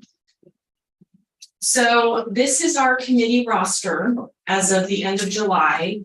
There might be a couple other folks I'm hoping to get involved, but as you can see, we have a pretty good mixture of folks from a wide variety of different agencies, private places around the region. So super excited, and a lot of county staff as well. So super excited that people, and appreciative, I want to say, that so many people are interested in being involved and really interested in this program. Process that we're doing here. So again, hopefully going to get a couple more people, but this is our current roster that we're working on. So subcommittees, just a reminder of the different subcommittee categories, if you will. We have housing, health, infrastructure. Agriculture started out as just ag, but we added land use to that. That really does go together. So it was kind of important too. And the folks that were interested in that committee kind of, got me into that as well. It makes sense to kind of look at that as a whole, if you will. Economic development and parks and recreation. Most everybody has provided me their subcommittee preferences. There's a couple people I'm still waiting on, but in the meantime, we've gotten the committees that I have heard from, the folks that I have heard from going. And I'm happy to say we had the housing subcommittee met this morning. So we're already getting groups going, and the health subcommittee will be meeting on August 30th, this coming Wednesday. And then the ag land use committee is meeting. They had some trouble getting a good time, so they're meeting. Their first one will be September 14th. So it's still a little bit away, but again, just glad people are getting going and they're getting people together there.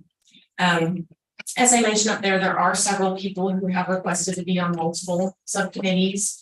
Kind of toss that one around for a minute, but we're not here to limit people. If people are interested in more than one category and they have the time and energy, I mean, that is fantastic. So again, just want to express my appreciation to everybody on our committee, everybody's interest, everybody's dedication to this project. I think it's going to go really well.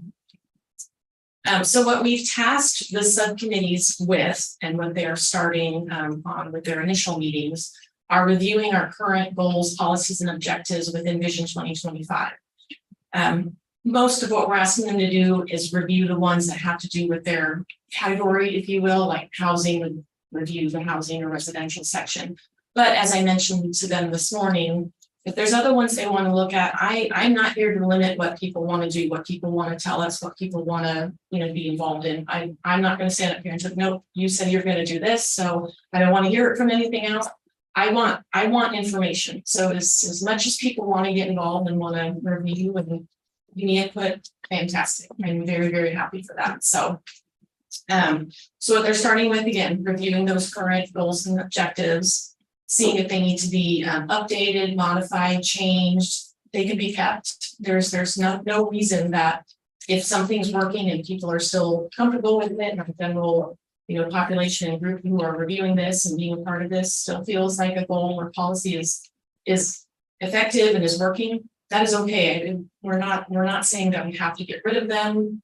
I will say that there are definitely going to be updates needed. There's going to be a lot of expansion needed because there are several categories, if you will, that we don't address either much or some, honestly, some at all. So there will be additions. Again, something's working, we can definitely keep it. So yeah, I only got to stay for a little bit of the conversation with housing subcommittee this morning. Since I had to be over here, but already they were having a really good, robust conversation, just all kinds of different perspectives and ideas and thoughts. So I do expect them, the subcommittees, to be working on this over the next few months, and then later in the fall, we'll get together back as full committee. Each representative will, give the full group the update as to what they've been discussing, what they've been, working on kind of in their group. I'm not intending for anybody to come to us with language at this point, just ideas, concepts, and then we can craft language as we go further down the line and make sure everybody's comfortable with that.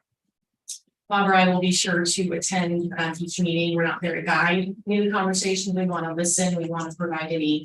There were already some questions this morning, so we just want to make sure they're aware of what they're doing. We're there to support them. We can answer any questions they want. Take some notes. But not tell them, what to think about or what to consider, just be there for their conversation. So any comments, questions on that section? Consultant assistance, and I believe I've talked with you folks about this before. I talked to staff both from the Institute for Civil Discourse and Democracy from K-State, as well as the Community Engagement Institute from WSU. They are both working on a proposal for services. Hopefully I'll get those within the next week or two, and then we can review and have somebody to help facilitate our meetings. I talked to both of them and I gave both of them our original RFQ that outlined everything that we were, wanting initially, assistance with the project. But as we talked about at this point, I am really looking for assistance facilitating our public meetings, our public information meetings, kind of coordinating those, again, the conversations, taking notes, bringing in the feedback, and compiling everything. That's really, I think, the most important thing at this point. So that's what I conveyed to them, and hopefully I'll get their information on it in the next couple of weeks. We can get that going. Any questions on that section? Public input survey. As you folks know, we've had this open for a little bit now. It's open through September 15th. There's the URL for that. It's possible we might wind up bumping it out a little bit. As of this morning, we have 326 responses. They're not all, some of them are partial.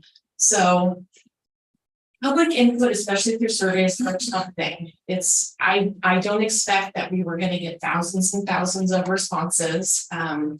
You just never know what you're going to get from folks. I'd like more than that. So if I need to leave it open, and if there's other ways we have to explore to get the word out, and make sure people are aware and encouraged to take it, that's perfectly fine. Again, I don't want to cut it off. Well, we hit a date and that's that. I really want people to be able to take the survey and give us the input and be included. So, there's been a lot of public surveys here over the last couple of years. They're getting surveyed out. Yes, which I completely understand. And it makes sense to me to probably keep it open until you get to that public discussion part of things. Yeah, no, I agree with you. I mean, early on, and it's still lingering in my head. I'd love to get to 1,000. I don't know, we'll see. But again, that's still a very small amount in the grand scheme of our population. But again, that's unfortunately not normal. So it's not good on the sun. But we're just going to leave it open. We're going to keep talking about it. We're going to keep pushing it out there, and just really encourage you to take it. So. But I do want to mention a lot of the feedback so far. People are generally positive about Raleigh County, about their community. They love their community, their neighbors, safety. So we're already hearing a lot of, again, really positive input, some really helpful suggestions and comments. Again, you never know when you ask people open-ended questions. And we're gonna get both. We're gonna get some negativity, which is perfectly fine. We want to hear both sides, but it is really nice to, overall, we're hearing a lot of positives about the community, the neighbors and safety. So been really happy to see that so far. Let's see, so we'll move on, the public information meetings. So we are going to be kicking these off end of September, and I believe we've scheduled them through mid-December at various places all around the county. So these are our community meetings, our public forums, whatever you want to call them, where I've been saying we're taking our show on the road essentially. So we're gonna do a presentation, just a general presentation to each group when we're there. And then it's the intent for the consultant, the facilitator, to then kind of coordinate the conversation. You know, we're trying to think about, do we want to ask some questions, just so it's not just people are kind of all over the place, kind of how do we want to do it where we're not, again, guiding and telling them what to think about. But also, I mean, if it's just going to be a kind of a free for all, that's either we're going to be there for 12 hours or we're just not going to get a whole lot of, necessarily a whole lot of, useful comments, if you will. So we're kind of trying to think about how we want to approach that part of it. But at the very least, we do have these scheduled again all around the county. We're making sure to have, I think, at least one, probably two in each township. And we'll notify each address within that township by a little postcard, letting them know of the meeting, time and location and everything and what we're up to. All of them will be in the evenings. And then we'll also be doing other meetings over the next few months with specific groups. Like, for example, a lot of civic groups, they have their monthly lunches, but they have presentations or breakfast or whatnot. So we're going to work on getting on their schedules as well. So we can be a part of that. So any questions on that? Comments? And then just like to remind you of the website address. It's gotten nice and short there, so to the point. We have our email address and we have a listserv that we're working on getting that up to going. And my next update will be in September. Thank you very much. Thank you. And I think I got us back on track. Good job. Thank you. You don't get a plaque. Next month, we have Clancy home at 10:10, executive session. Clancy going to full time? Yes, please. Okay. Clancy's not even 6.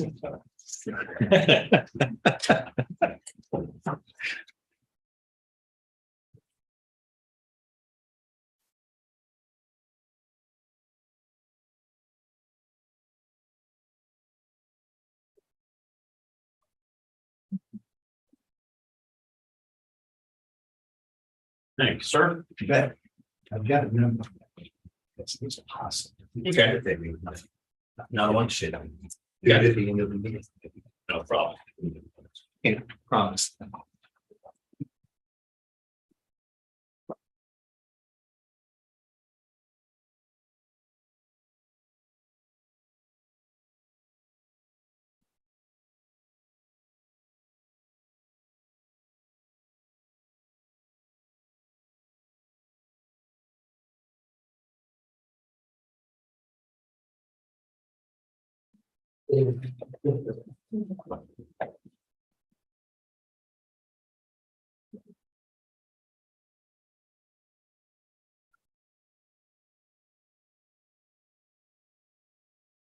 Brian, how you doing? We addressed it at the same time, just so you have. It's happening. The second part of our meeting's going on outside the front door of the building. Oh, really? You mean the third? The third, okay. Well, the second one this morning. There's quite a group outside there talking. That's some nice stuff going on outside.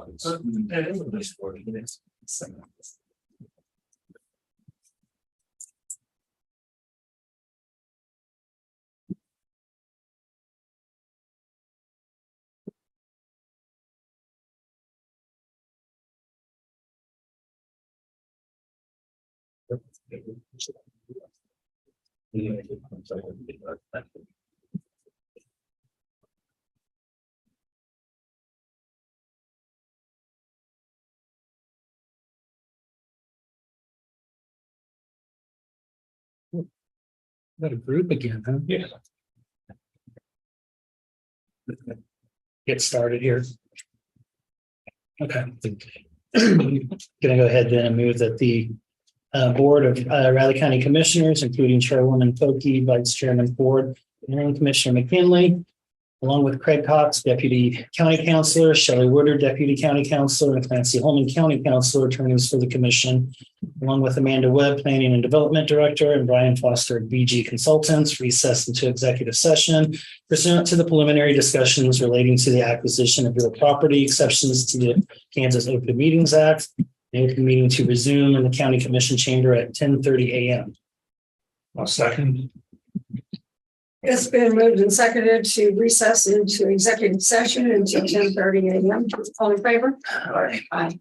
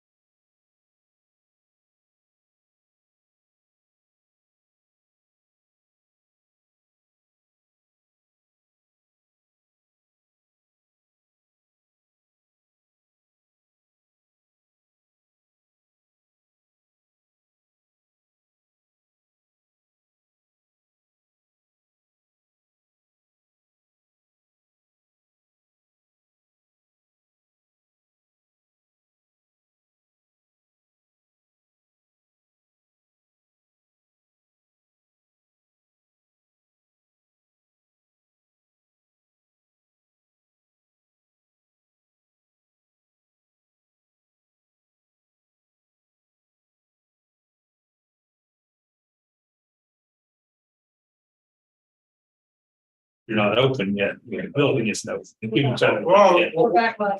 All right, you're back live. You have it, what you need. Okay. Yep. We have consensus.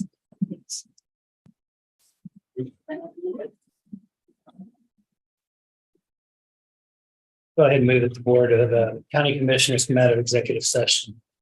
I'll second. It's been moved and seconded that the board come out of executive session. All in favor? Aye. Also, go ahead and move that the record will reflect action taken consistent with the consensus reached in executive session. I'll second. So we moved and seconded the actions taken in conjunction with consensus reached. All in favor? Aye. Thank you, Commissioners. Thank you, Commissioner. Time for Bob Isaac. I think you ran next door to get a pen. Oh. Pen? We've got lots of pins. Okay. Yeah, Charlie. Probably a lot of extra pins in here. We have, I got one that doesn't work. Yeah. Yeah, one thing I don't think I have is a Sharpie. Yeah, I wouldn't be able to. it's hard to keep pins in here because everybody has meetings in here and they disappear. Yeah. I got some. And they always adjust everybody's chairs, but nobody minds. That's We the gotta good thing, readjust every time. pretty much. Speaking of chairs, I need to share in my pocket. It's almost worth it though to see how high somebody's sitting when they first. Come in here and I get back. Yeah. Yep. We can get Even one of these. is good. Mine's in not so good shape. I mean, it's starting to kind of wear out a little bit. Yeah. I mean, it moves, but it's the backing on it and stuff, I can tell is starting to wear. Sorry, we just reduced the mill levy. I mean, you know, you can, It's time you can read everything. I mean, I guess I can go out and purchase one if I have to. I mean, I can do that. I'll just get you on a slip with Clancy. You never know. That's probably true. I'll have to get with you guys. How does your office here, Commissioner McKenna? You will know. Yeah. Yeah, that's what they're talking about. Yeah, mine, I think it's. Well, I don't know. I mean, maybe, Stuck. It won't. I'd keep my mouth. maybe maintenance can do something with it or something, just to make sure it's in Yeah, good so shape. they were a chair expert. Yeah, I couldn't do that. Yeah. It's like tilted down. I'm always- I'll try and remember to have Cindy get with this. Someone's holding my post-it notes. I was gonna grab some ones over there. I got one in my office. Don't say I never did nothing for you. Put it on your team. Hold on, just kidding.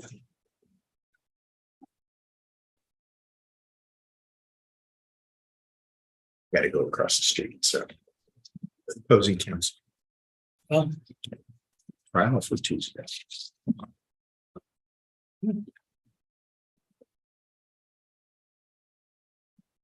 Bob, you're waiting on me? yes. Imagine that. Started. It's okay. Yeah, agenda time's 10:30.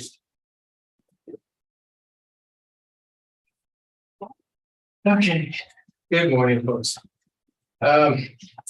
Representing the Bash Trust, Mark Bash, I've had made application with the Riley County Planning and Development Department requesting approval to rezone the approximate east half, lot 18, Entry Unit 2, from PUD Plan Unit Development to SF1 Single Family Residential, and replat all of lot 18, Entry Unit 2, lot 1, Entry Unit 3, and lot 4 of Entry into 3 lots. Property owners involved with this petition: Bashak Trust, Lucas Woods and Russell Tolley, and the Longhorn Property Owners Association. The subject site is generally located approximately 650 feet south of Tuttle Creek Boulevard, south of South Dam Road cul-de-sac.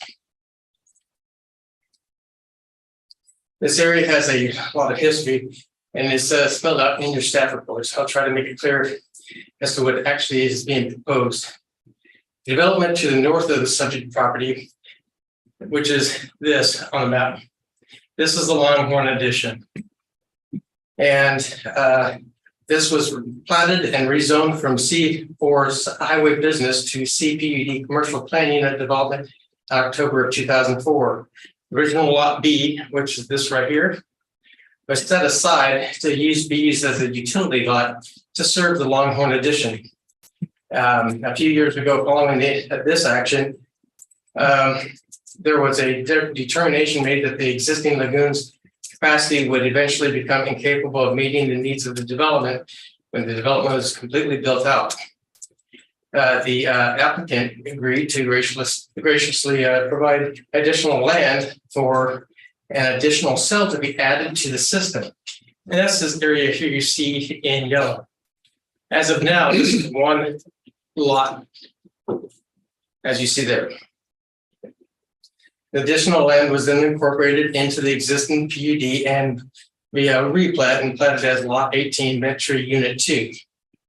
However, as time went by, it was discovered and eventually determined by KDHE, since this is a permitted public lagoon, that Longhorn development would not require an additional cell to the existing lagoon. As the applicant is requesting that the donated portion, if you will, be returned to his property and reincorporated into his residential lot. This will require that portion to be rezoned to match the residential lot. In addition, Mr. Basham and his neighbors to the east have agreed to adjust the common property boundary in the southeastern corner, this right here, of this the applicant's property, if you will. And it's kind of obvious here that Mr. Basham's loop driveway kind of, since that is, he's been maintaining this whole area along the tree line as part of his property for some time. And so that they agreed to just to reestablish the property line. Okay, so the majority of the subject site is currently zoned SF1 single family residential. Only existing lot 18 Bantry Unit 2 is zoned PUD plan unit development, and that's this right here. Although all of lot 18 is included in the replat, only a portion of the lot is proposed for rezoning to residential. There are no variances, conditional uses, or special uses associated with the site. Raleigh County Fire District number 1 will continue to serve the site. The nearest county fire station is the Tuttle Creek Fire Station, located at 4120 Highway 13, literally right down the road. So this is the final plat of the property showing the new boundaries of each lot. Proposed lots 1 and 3 will continue to be single family residential, and although reduced in size, lot 2 will continue to serve as a wastewater treatment pond utility lot with a Longhorn addition to the north. Each proposed lot is in compliance with the sanitary code, and no new entrances are proposed with this action. Again, only the western portion of the existing lot 18 is proposed to be rezoned from PUD to residential to match the zoning designation proposed lot 1. The request, since it was a rezoning, was reviewed with the 2015 Manhattan Urban Area Comprehensive Plan. The subject site is located within the northwest planning area. Future land use map projects the majority of the subject site for rural residential use, which it is, which will continue to be. The request is in general conformance with the goals and objectives of that plan. On August 10th, the Manhattan Urban Area Planning Board forwarded a recommendation of approval of the request to rezone a portion of the subject property to the Board of County Commissioners, as it was determined to be in general conformance with the Manhattan Urban Area Comprehensive Plan, and it meets the minimum requirements of the Raleigh County Land Development Regulations and Articles 26-5, 26-8, and 26-9 of the Manhattan Development Code and the Raleigh County Sanitary Code. The board also approved the replat of Bantry Unit 4, as it was determined to meet the minimum requirements of Articles 26-5, 26-8, and 26-9 of the Manhattan Development Code, and the Raleigh County Sanitary Code as well. Staff recommends that the Board of County Commissioners approve the request to rezone the subject property from PUD plan unit development to SF1 single family residential. As it has been determined that the request is in general conformance with the comprehensive plan and meets the requirements of the Riley County Land Development Regulations and Sanitary Code. Staff also recommends that the Board of County Commissioners acknowledge the approved final plat of Bent Tree Unit 4, accepting any easements, rights of way, or licenses as shown to be dedicated on the final plat. That's all I have. It's fairly, there's a lot going on for what really is actually happening here. So it's fairly straightforward. If you have any questions for me, I'd like to answer this first. So that other building that has a driveway to it, is that like a guest house or a barn or equestrian up in the corner? That's a shed. It's your what? That's a storage shed. Storage shed, okay. All this is one big lot. Yeah. Would there be any impacts out there when KDOT finally decides to do whatever it's doing? I'm not assuming there would be. Yeah. I hope they do something as far up the road as we can. It's planned. It's just trying to get the date. It just kind of keeps getting pushed out a little bit, but it looks like maybe the end of next year, beginning of 25. I understand with the plans of the roundabout going here, this intersection will be moved over here. Just come down around because. Yeah, okay. I know there may be some access questions there that may come up too, so yeah. That's all I have. It didn't make sense when I was reading it, but no. It's a tough one. Yeah. There's a lot of history on it. There's a lot of bent trees and units, this and that. And Yep. trying I'm to figure out done which doing anything. Fair enough. Okay, well, I'll make a motion then to sign resolution 082823, approving the request to rezone a tract of land from PUD development to single family residential, as it was determined that all requirements of the Riley County Land Development Regulations, Sanitary Code, and Articles 26-5, 26-8, and 26-9 of the Manhattan Development Code have been met. I'll second. It's been moved and seconded to sign resolution 082823. All in favor? Aye. Aye. You need a secondary one We for have the a plat second too. That's what I resolution. thought. Correct. Yep. Second motion then will be to approve resolution 082823 once again, acknowledging the final approved plat of Bent Tree Unit 4 and accept any easements, right of ways, or licenses as shown to be dedicated on the final plat, as it was determined that all the requirements of the Riley County Land Development Regulations, Sanitary Codes, and previous mentioned articles of the Manhattan Development Code have been met. I'll second. It's been moved and seconded to. I can't repeat all that. What he said. What John just said. All in favor? All right. Aye. I couldn't even find it on here. That much thing. A good network day here anyway, so. we have a Mylar for you to sign. You have a marker? Yeah, seen that? Thank you. Thank you, Mark. Have a good day. Next commissioner of Julie Gibbs at 10:50. Oh, I can't find it. I looked at the beginning one, but I didn't see it. Thanks, Bob. So Mark, I'll do is for the, yes. So our signature, oh, you've already signed it. Oh, okay, so they. Okay. Yeah.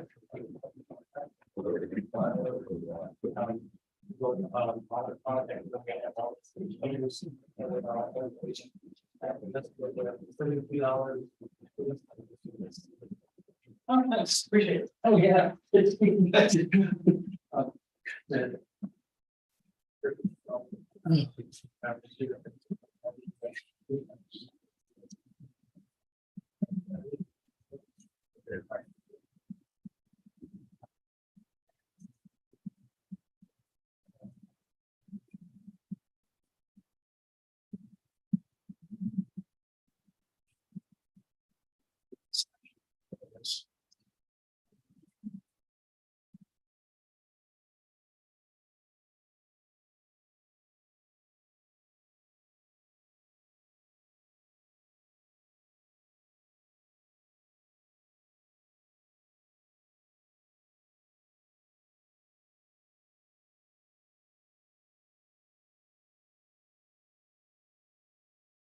That's 20. I don't know if that sound is on. It usually isn't.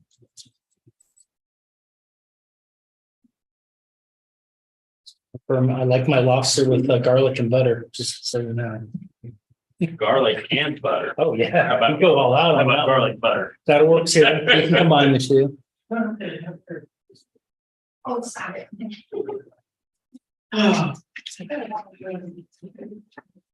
Yeah, interesting. You're coming out. Yeah. I look at this. And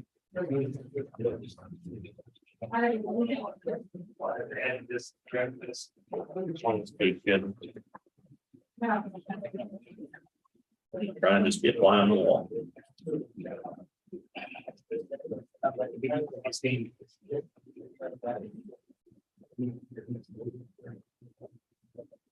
I'm always good at that, but I'll try. I do.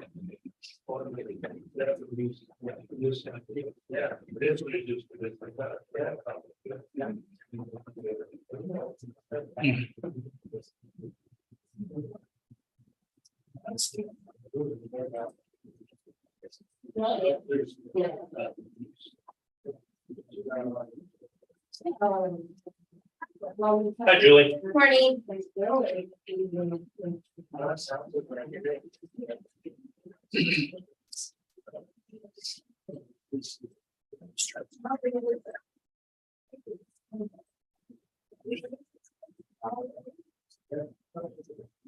They're not gonna give us a game, John? No. I'm planning something in October, maybe. I'll work it around my schedule. Kind of exciting, can ask them about that evening. Got to get ESPN Plus. That's a separate subscription. It is. Hmm. I would say really, it's not really good, but it's probably worth getting through football and basketball season. They play a lot of the non-conference games on there.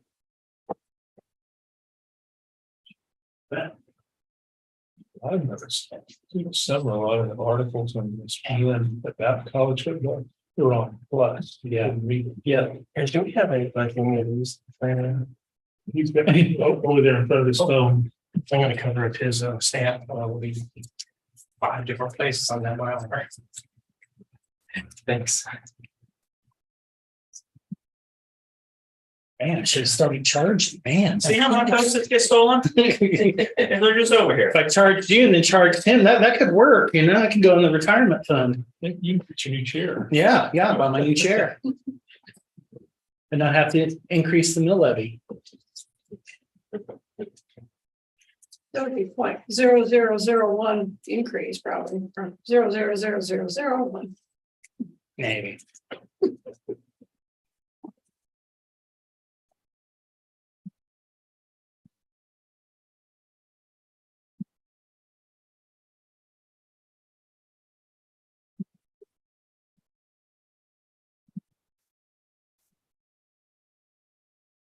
Okay, Julie. Need to make a motion, recess at the Board of County Commission. Well, as the Board of County Health, excuse me. I'll second. It's been moved and seconded to recess as the Board of County Commissioners and reconvene as Board of County Health. All in favor? Aye. We're having a day here. Julie Gibbs with the Health Department. I'm here on behalf of Skylar German. She's our vet coordinator who would like to attend the National Healthcare Coalition Preparedness Conference being held this year, November 28th through the 30th in Las Vegas. This conference is intended for those in emergency management, public health preparedness, healthcare sectors, and any level of government. Many of the sessions will focus on enhancing preparedness strategies, grant writing, responder health and safety, creating community partnerships, and collaborating for healthcare response, just to name a few. The cost would be entirely covered through the Public Health Emergency Preparedness Grant with the Aid to Local package. There would be no cost to the county. These are some estimates that we came up with. The only for sure on here is the registration fee. That is $520. So we estimate a total cost of about $1,800 to attend this conference.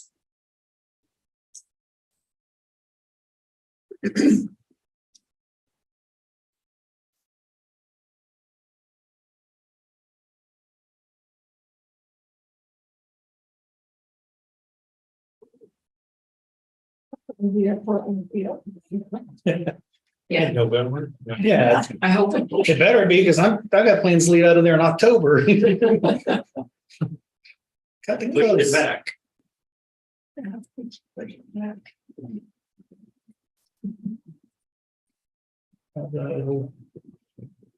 It looks like she's estimated though for, I'll clarify this, but Kansas City with the mileage. That's what I was just looking at. Okay. Yeah.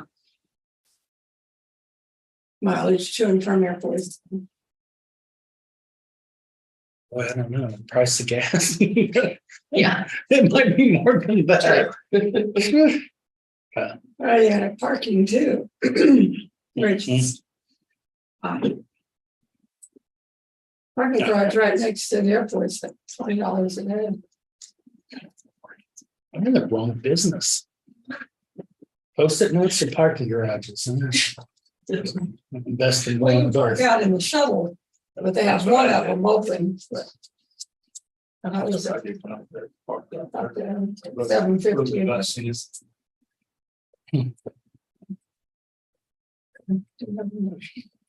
Yeah, I'll go ahead and move to approve the out-of-state travel request for the PEP coordinator to attend a national conference. One second. So moved and seconded to approve the out-of-state travel request for the PEP coordinator to attend the national conference. All in favor? Aye. Aye. Thank you. Thanks, Julie.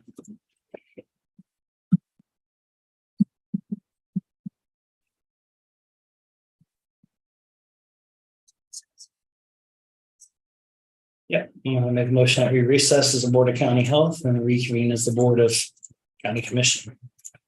Second. So moved and seconded that we recess as the Board of County Health and reconvene as the Board of County Commissioners. All in favor? Aye. Aye. Next Commissioner Jim Shelley Williams at 11.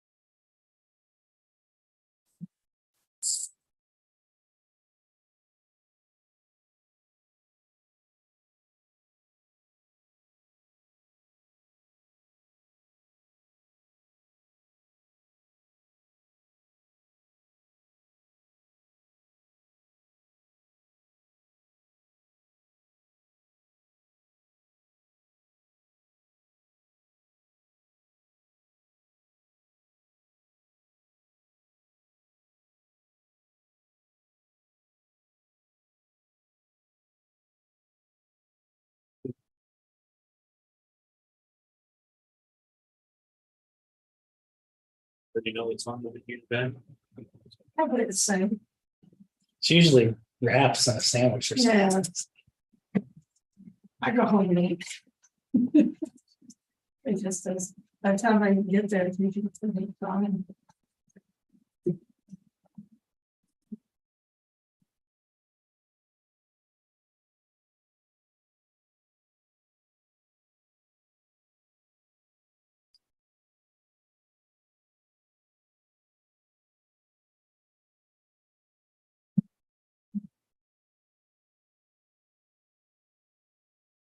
You see the big brawl that happened over the weekend? I heard, that's actually what I was just looking at. Well, I just, it popped up on my phone. I was like, what?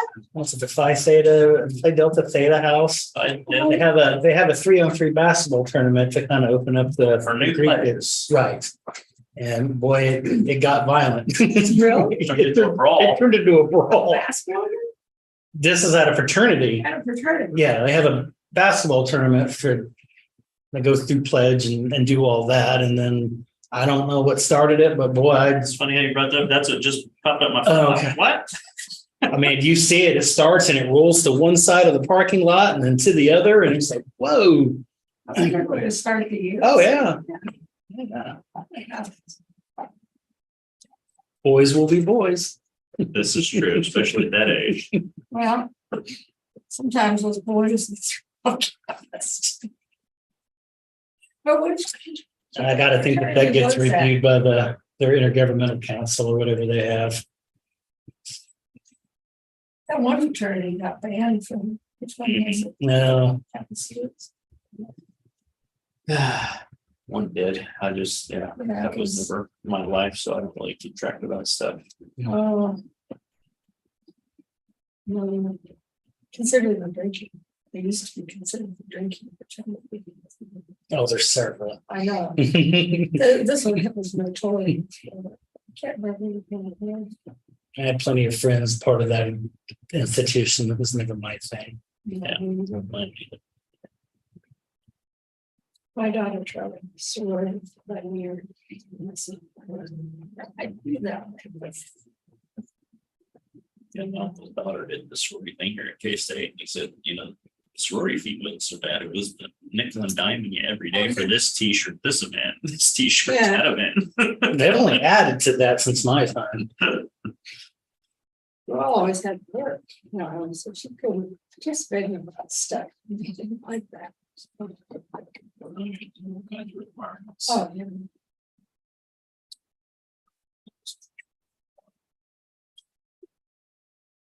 Thank gosh.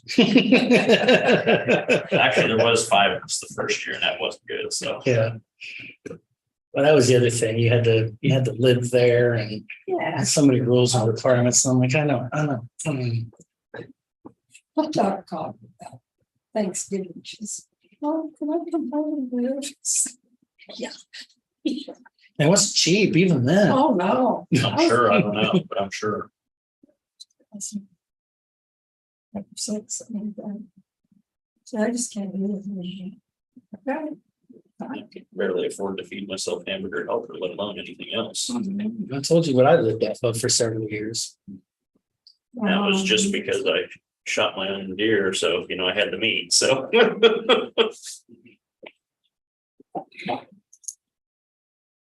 Lived on that old garbage. So a lot of kids say, we don't secure everything. I come to school and don't have any. Whose daughter I was telling you about, the sorority, he had two meals in college, he said. Beans and weenies and weenies and beans. And mac and cheese, and every once in a while we throw some hamburger in there. That was a delicacy. every type of ramen. When I say every type, I mean I'm talking mixing shrimp with chicken and yeah, the whole 9 yards. So Mine was with baked potato and hot pie. Yeah. I don't really need it.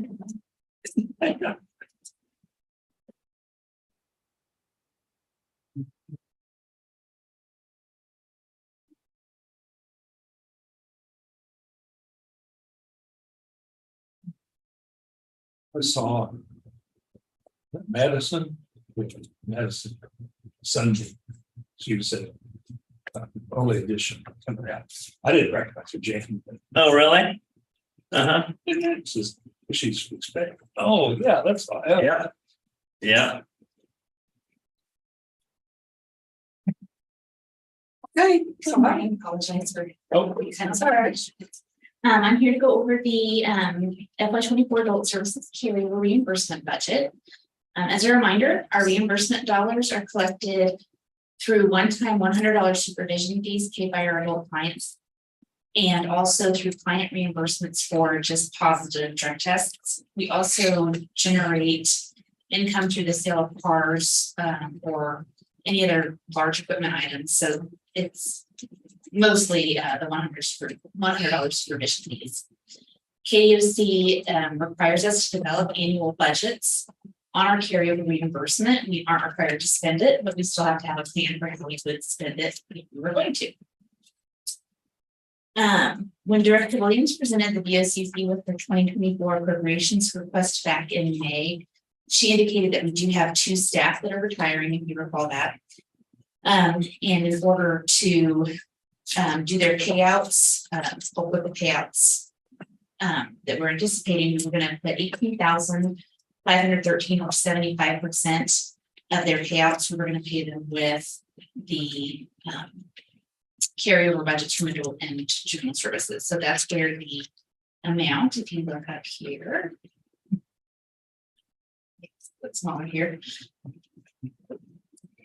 So the bulk of the 13,084.20 that we have budgeted in carryover is going to be going towards those payouts. The remaining amount we put towards the 1 month salary of the new director position, just because we're going to be short of the salary position. So we did meet with our Joint Corrections Advisory Board on Thursday, and they did approve these changes. And we are required to get approval from BOCC as well.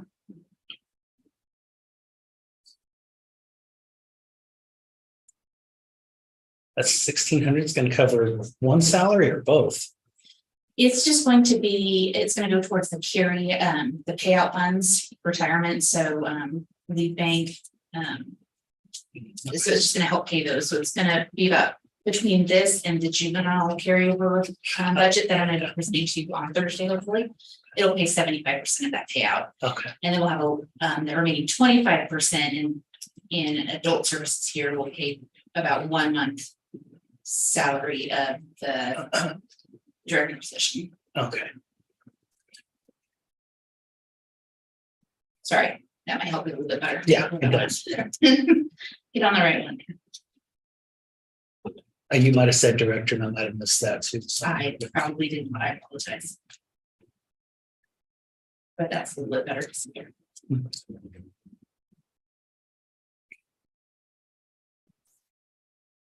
So 75% payout for those 2, and then 1 month salary there, and that equals the entire carryover budget. And again, just for adult services, I'll be back in a couple of days for juvenile services.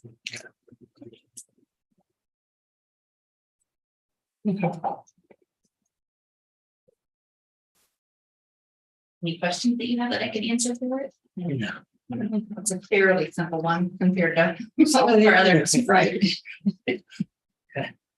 I'm going to make a motion to approve the fiscal 24 adult services carryover reimbursement budget in the amount of $13,084.20. I'll second. It's been moved and seconded to approve the 24 adult service carryover reimbursement budget, the amount of $13,084.20. All in favor? Thank you. I'll see you in a couple of days. Okay, thanks, Jesse. Thanks, Commissioners. You have Brittany on Wait a minute. notice for the GO bond. Does she know that we're not meeting in the morning on Thursday? Who knows? Hey, Jesse, she's going to have to wait till the 7th. We're not actually meeting here on Thursday. We're meeting up at Randolph. Okay, I talked to Kristen earlier and she said you had the book, so I hadn't had a chance to schedule yet. So thank you for telling me that. But you're meeting next Monday? No, it's Labor Day. So next Thursday, then would be the next Maybe, time. maybe not. Okay, we might not, because two of the commissioners may be gone. Yeah. Okay, so I will Just just. get the schedule first it, name. Cindy. I'll do the first Yeah. name. Okay. At least you know where we're at. Yeah. Thank you for letting me know that. Yeah. Thank you. Your Commissioners, the out-of-state travel request and community corrections design. Oh, good. All the signatures. And it looks like we may have one more here. Actually, we don't. Don't, Oh, okay. just need to say. You like that? Made this one really easy.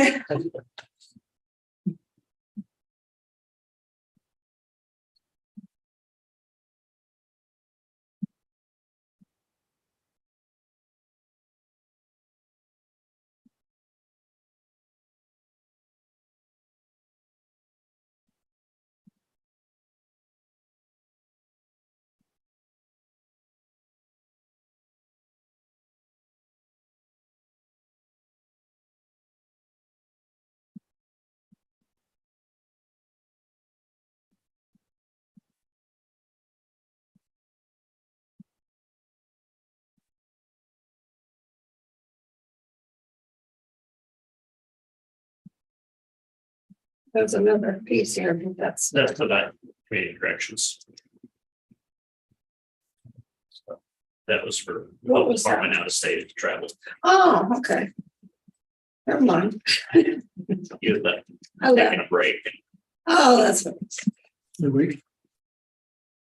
This one, only Catherine needs to sign. Yes, it is. That's Oh, just the okay. sheriff, out of state travel. And both of them actually. Okay. I was just signing. Sign to pass it on. Yeah.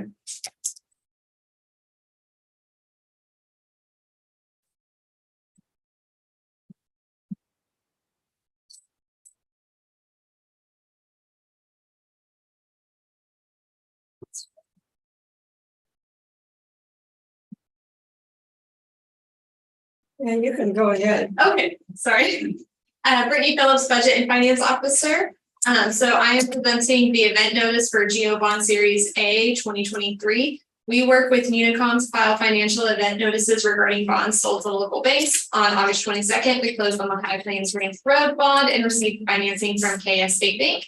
So Robert Thomas with Unicom has already submitted the event notice to Electronic Municipal Market Access, EMMA. I would recommend commissioners to acknowledge and accept that this our event notice for Geo Bond Series A 2023 has been filed on behalf of Riley County.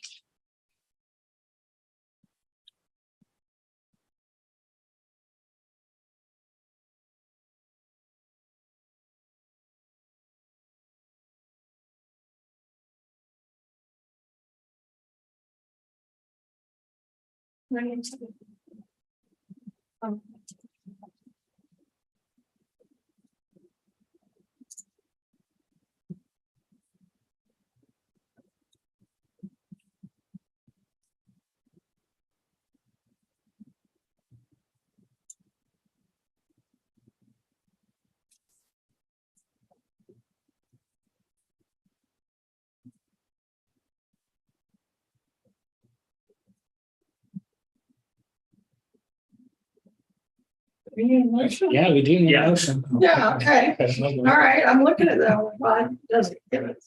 We need a motion. Make a motion to acknowledge and accept that this is our event notice for Go Bond Series A 2023 has been filed on behalf of Riley County. A second. Moved and seconded to acknowledge and accept that the event notice for Geo Bond Series A 2023 that has been filed. All in favor? Aye. Aye. Thank you, commissioners. Thanks, Brittany. Commissioners, next at 12 o'clock, intergovernmental lunch. We can find out what the city wants to do with Seco Park. And the county. Anybody wants to do something with Seco Park? And we're still trying to figure out how the pool got. County park property, how single pool, but it's county park. Did you see that? We'll be doing some checking on that for you, see what we can find in the records. But there had to be some type of agreement originally that way before my time. Well, yeah. That was late eighties. I think we had Maybe some maintenance agreement or something in place too, that don't we still have? Yeah, as there part is of a that? maintenance agreement in place as far as taking care of. Yeah. But Not the pool, but the grounds. Right. the new plan shows them paving our lot. Yeah, where the javelin service. Oh, is that where they go? Yeah, that's the only place they've got to go in the park. I think, is the javelin service. Oh, They're showing paving our. The grassy area. This. No, they don't use that area up there. I went over there and met with the coach and he showed they were throwing the javelins over there. Over where we put the fair? Yeah. They use that grassy That grassy area in area. between the Wells Arena. kind of the there. fairgrounds Yeah. area. Oh, okay, I'm not thinking of the same place. Yeah. Okay. No, but this new plan shows them paving part of the lot, the rodeo. Rodeo uses. Which the rodeo people are doing. Horses don't go on, takes them. And on 100 days, how's that make them fill in those trailers? I felt bad for them when they were doing whatever they were doing up there at CMS Stout. Four horses. Worn down. Yeah, they can. That's up on a hill, you know, I mean. They're out on the grass.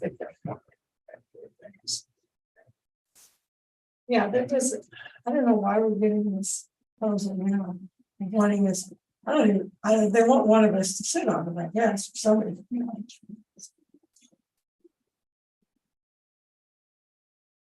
Those goes. Government. Government.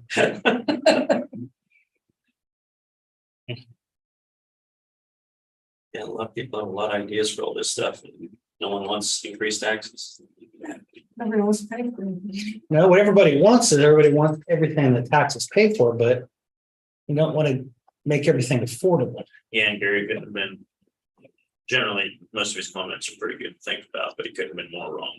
None of it goes to roads. It's one of our largest departments. And that person, sorry, that equipment doesn't work on roads by itself.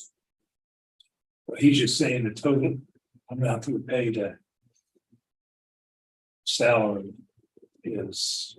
Yeah, he also, That's not the way it's split. he also- Yeah. he also said none of it goes to roads, which is completely wrong. Yeah. Keep thinking about the tax, the sales tax. You got to be careful when you say personnel, if it's salary, but there's other compensation. Yeah,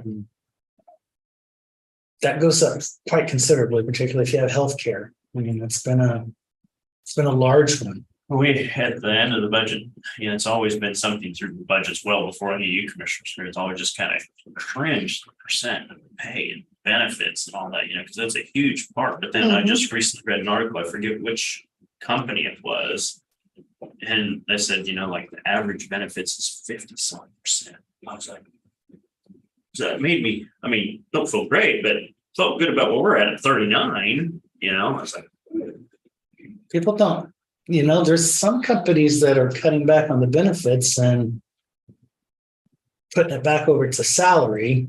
So it's a one-time tax. So some of those benefits are taxed. And so, it stretches that out a little bit. And then the individual kind of has to figure out where to go with some of those and make those decisions. But that's just one way some people are doing it. I don't know if that works in the private sector. This is all public, so I don't know, but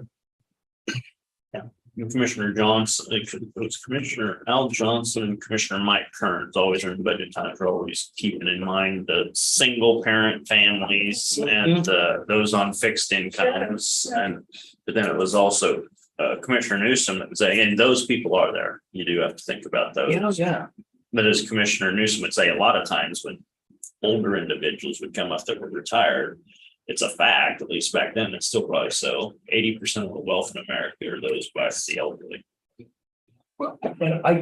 And here's the other parts of that. I just want to be clear, and I'm not just saying it because I'm younger, but there's a hell of a lot less of us than there are of you. I'm trying. Well, I'm trying. But there's only so much you can do. I mean, Seniors know if I don't pay my taxes, that means my son and my grandkids are paying it. So, they're going to pay instead of me. Well, or who's funding your grandkids' schools, just like you funded your school and my school, and I understand. See, from my perspective, of it. Most of everybody I know, including everybody sitting here, has worked. They've earned it. That's what I'm saying. But what I'm also saying is as everybody vacates, there's less and less to make up the difference. And when retirement systems, particularly public retirement systems, aren't funded 100% at this point in time. Some of them aren't even funded 60%. It was perfect what Mr. Frederick said about realizing Gary knows, but reminding everyone, here's part of the predicament we're in. Well, those that are left to pay on that piece of pie have to pay more of it. That is significant. And then to these two individuals that move here there's a reason you moved here from where you came from. So you had the opportunity to stay there and have it like it was there, but you came here for a reason. And it might have been that the community has a little more to offer, but you got to pay for that. That's the correlation too, though. A lot of people want their cake and eat it too, and so. Well, and I know it's a standard nation. For people on a fixed income. The only people that aren't on fixed income are some people that are on commission. You're on a fixed income. Everybody's on a fixed income. Why do seniors get say, "Oh, we're on a fixed income"? Well, so is everybody else, you know. I think what's happened over the last couple of years is Yeah. with inflation and just the cost of everything's gone up so substantially that those haven't Really tough. caught back up to it, and you're feeling that difference. Yeah. I don't know what the answer is to that. You know, I was talking to Representative Titus on Friday, and we were talking about this particular issue, and we kind of know, and he's got the same mindset as I do, that we're probably not going to retire.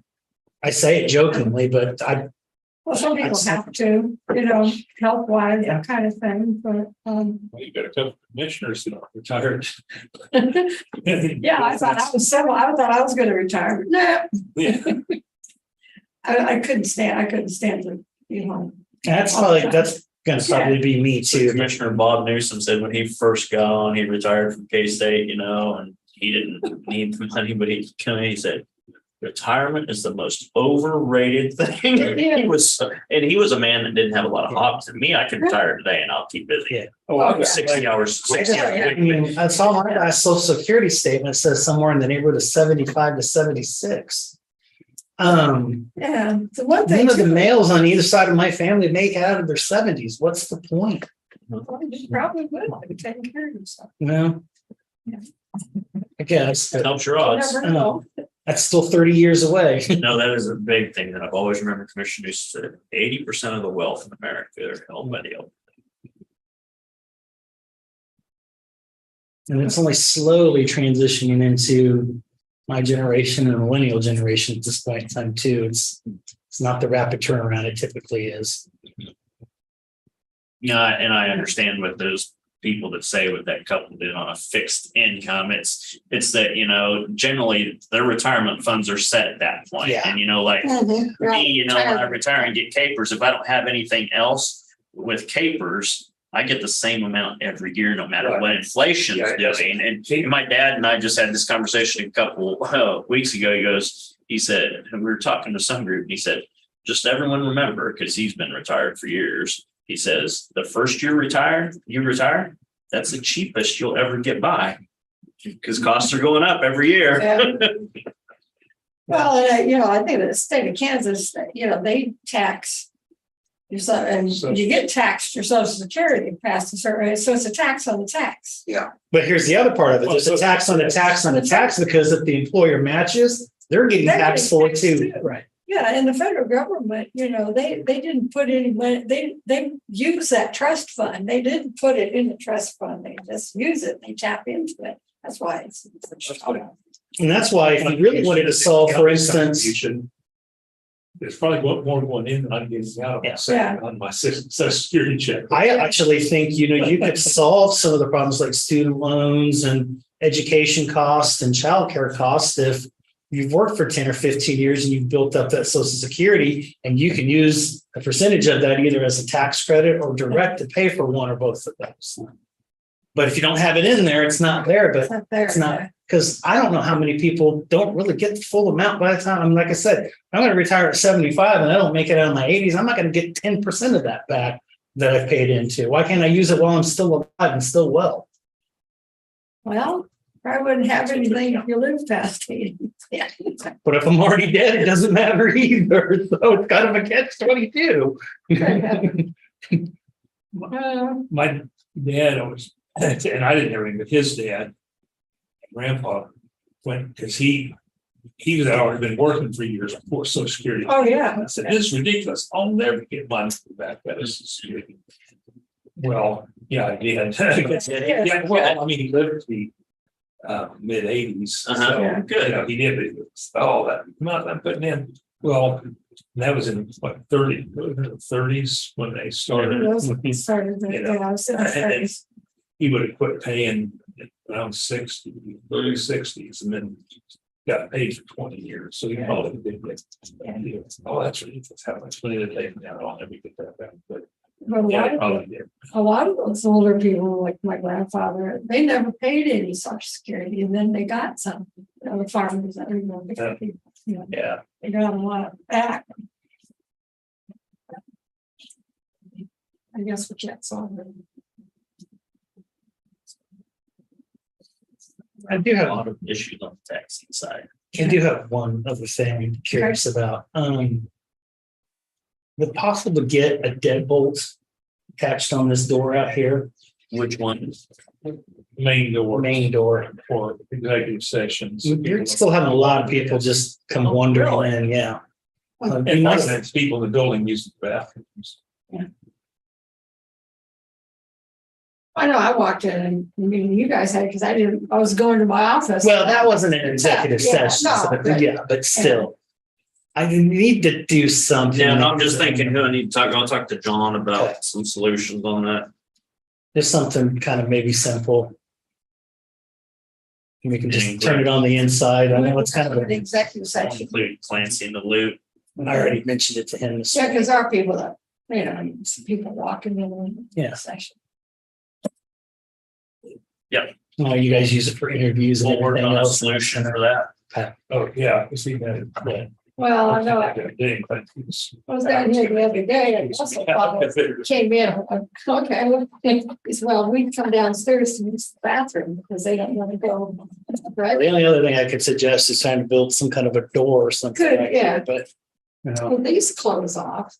yeah, but you still can.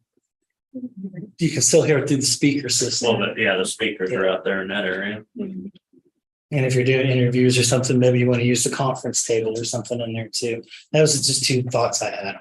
Get rid of some sort of a door.